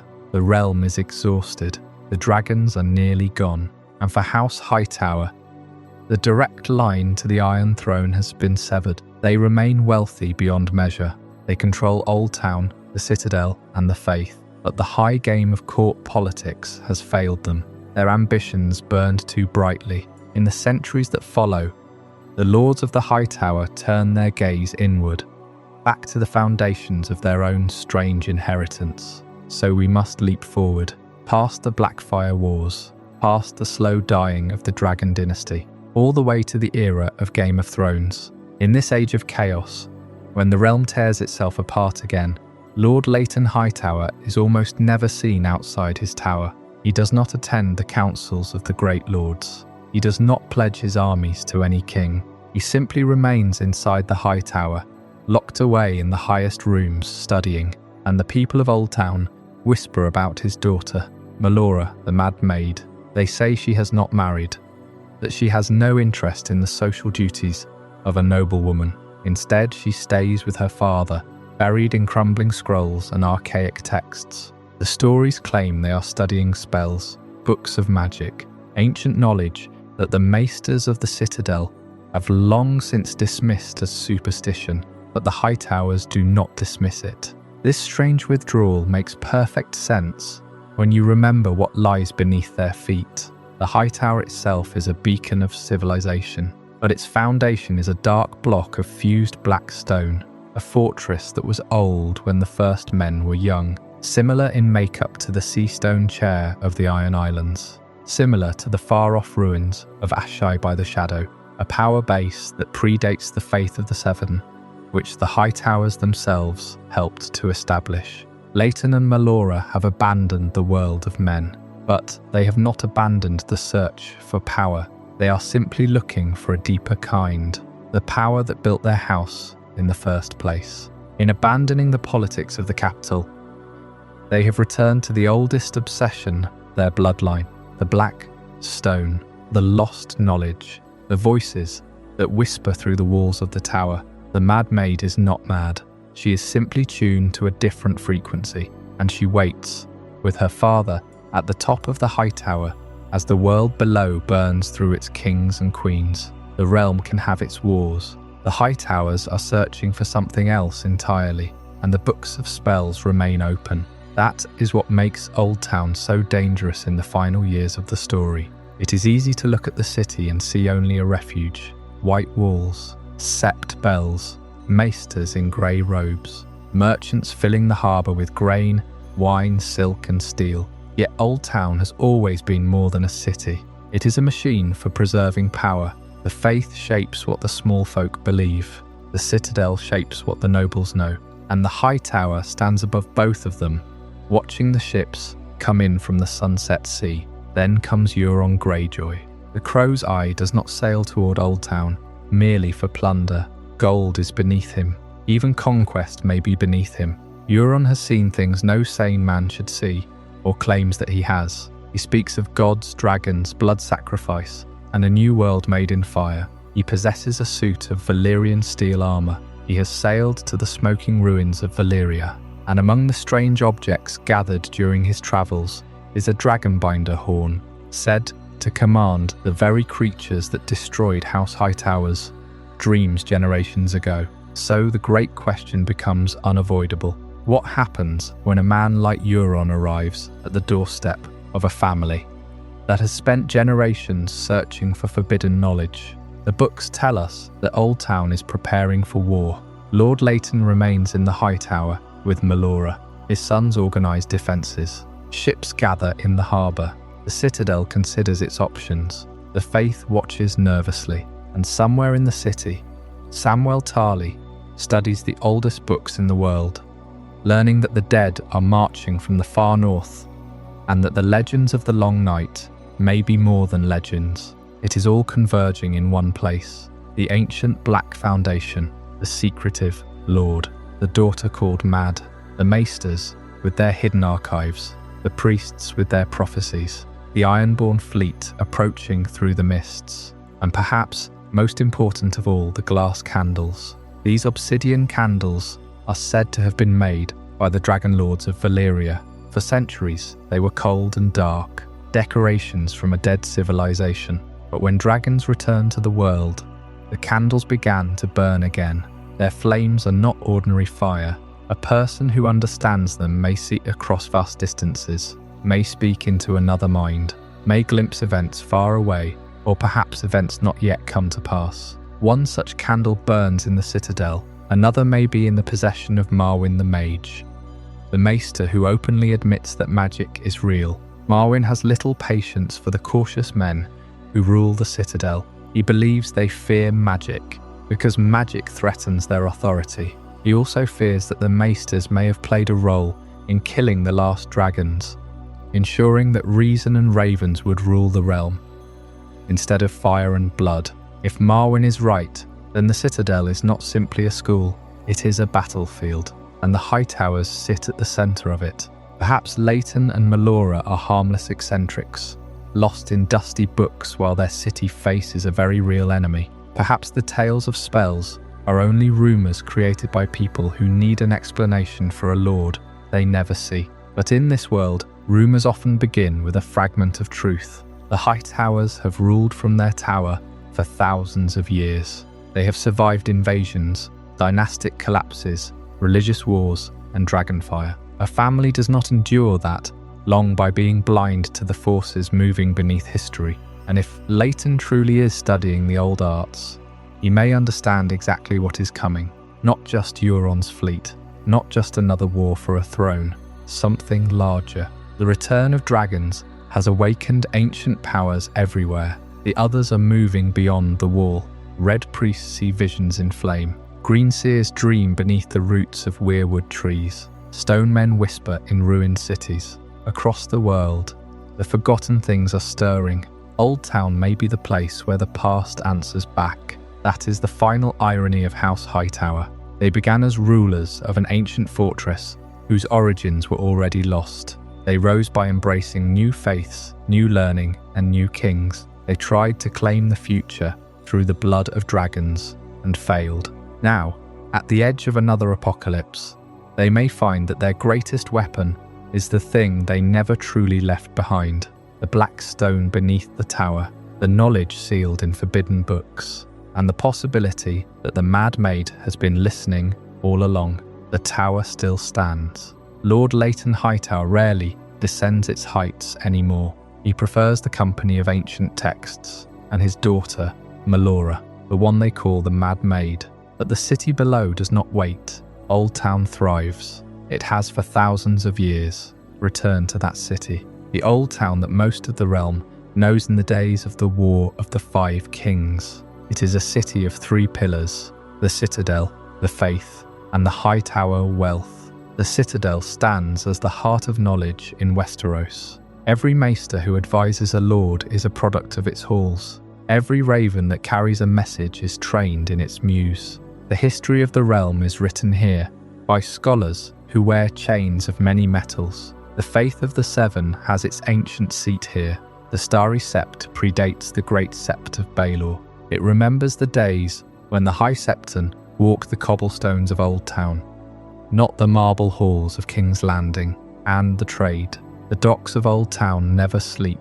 Ships from the Summer Isles, from Yi Ti, from the Free Cities. Silk, spice, gold. All of it flows through the Whispering Sound. All of it passes under the shadow of the High Tower, and the High Tower vaults grow deeper. So what does it mean that Lord Leighton will not leave his tower? The city does not need him to run its markets. The city does not need him to command its armies. The Hightowers have built a machine that runs on its own, a city that is itself a monument to their power. The family remains woven into the great politics of the realm. Consider Margaery Tyrell. She is often seen as a rose of Highgarden, but her roots are in Oldtown. Her mother is Alarie Hightower, the daughter of Lord Leighton himself. This line of blood binds the Tyrell ambitions to the Hightower legacy. When the Tyrells placed Margaery beside King Renly, King Joffrey and King Tommen, they carried the quiet influence of Oldtown with them. The Hightowers did not need a seat at the small council. Their blood was already in the royal bedchamber. And here is the great contradiction of this house. The dance of the dragon shattered their direct hold on the throne. They no longer command the king. Their lord is a recluse who studies spells. And yet, what family has shaped the very bones of Westeros more deeply? They built the centre of learning. They built the centre of faith. They built the centre of trade. They hold the memory of the realm. Every time a maester advises a lord, a Hightower creation speaks. Every prayer to the Seven is shaped by the theology debated in their city. Every gold dragon spent was minted from wealth that passed through their harbour. The Hightowers are not just a great house. They are the foundation upon which the civilization of Westeros was built. Their power is quiet. It is structural. It is the very ground beneath your feet. So we return to the image of the tower itself. The beacon stands. When you sail towards Oldtown, it is the first thing you see, a flame burning bright against the night sky, a promise of safety, a promise of knowledge, a symbol of civilization far out at sea. But the beacon is only the top. Beneath it, there is the Tower of Stone. Beneath that, the black fortress of an unknown age. What foundations hold this light? The reclusive lord studies his spells. The Mad Maid whispers to shadows in the high halls, and the black stone remains, a deep current of something older, something darker, beneath the polished surface of the city. The High Tower still stands. Its light shines across the reach, a reminder of the power of knowledge, faith and gold. But look closer. The light casts a shadow, and in that shadow there is always more to the story. The tower still stands, holding both the light and the darkness together, as it has since the dawn of days. That is why the fate of Oldtown may matter more than the fate of any single castle in the Reach. Armies can burn fields, kings can lose crowns, Great houses can vanish in a generation, but if Oldtown falls, the realm loses more than a port. It loses its keepers of records, its teachers, its healers, its ravens, and its oldest religious traditions. And danger is already moving across the water. The Ironborn have come south beneath the banners of Euron Greyjoy. The Shield Islands have fallen. The Red Wine fleet has been drawn away. Rumours reach the city of strange ships, black sails, and a pirate king who speaks of dragons and apocalypse. If he turns his eye toward Oldtown, he will not simply be seeking gold. He may be seeking the secrets buried beneath the tower. At the same time, Samwell Tarly has arrived at the Citadel. He brings news from the Wall, news of the others, news that the dead are rising in the cold north. The maesters debate, doubt, and bury themselves in scrolls, as learned men often do when faced with a truth too terrible to accept. Yet the world is changing beyond their libraries. Perhaps that is the final mystery of House Hightower. They have endured, as they have always stood at the meeting point of old powers and new ones, first men and Andal, faith and reason, magic and learning, sea trade and royal ambition. Now once again, those forces are gathering at their door. Lord Leighton watches from above. Melora searches the skies. Below them, bells ring, ships arrive, and candles burn in the chambers of the Citadel. Oldtown continues, calm and ancient, even as storms gather beyond the horizon. But no tower, however tall, can see every danger coming, and no light burns forever without feeding the darkness around it.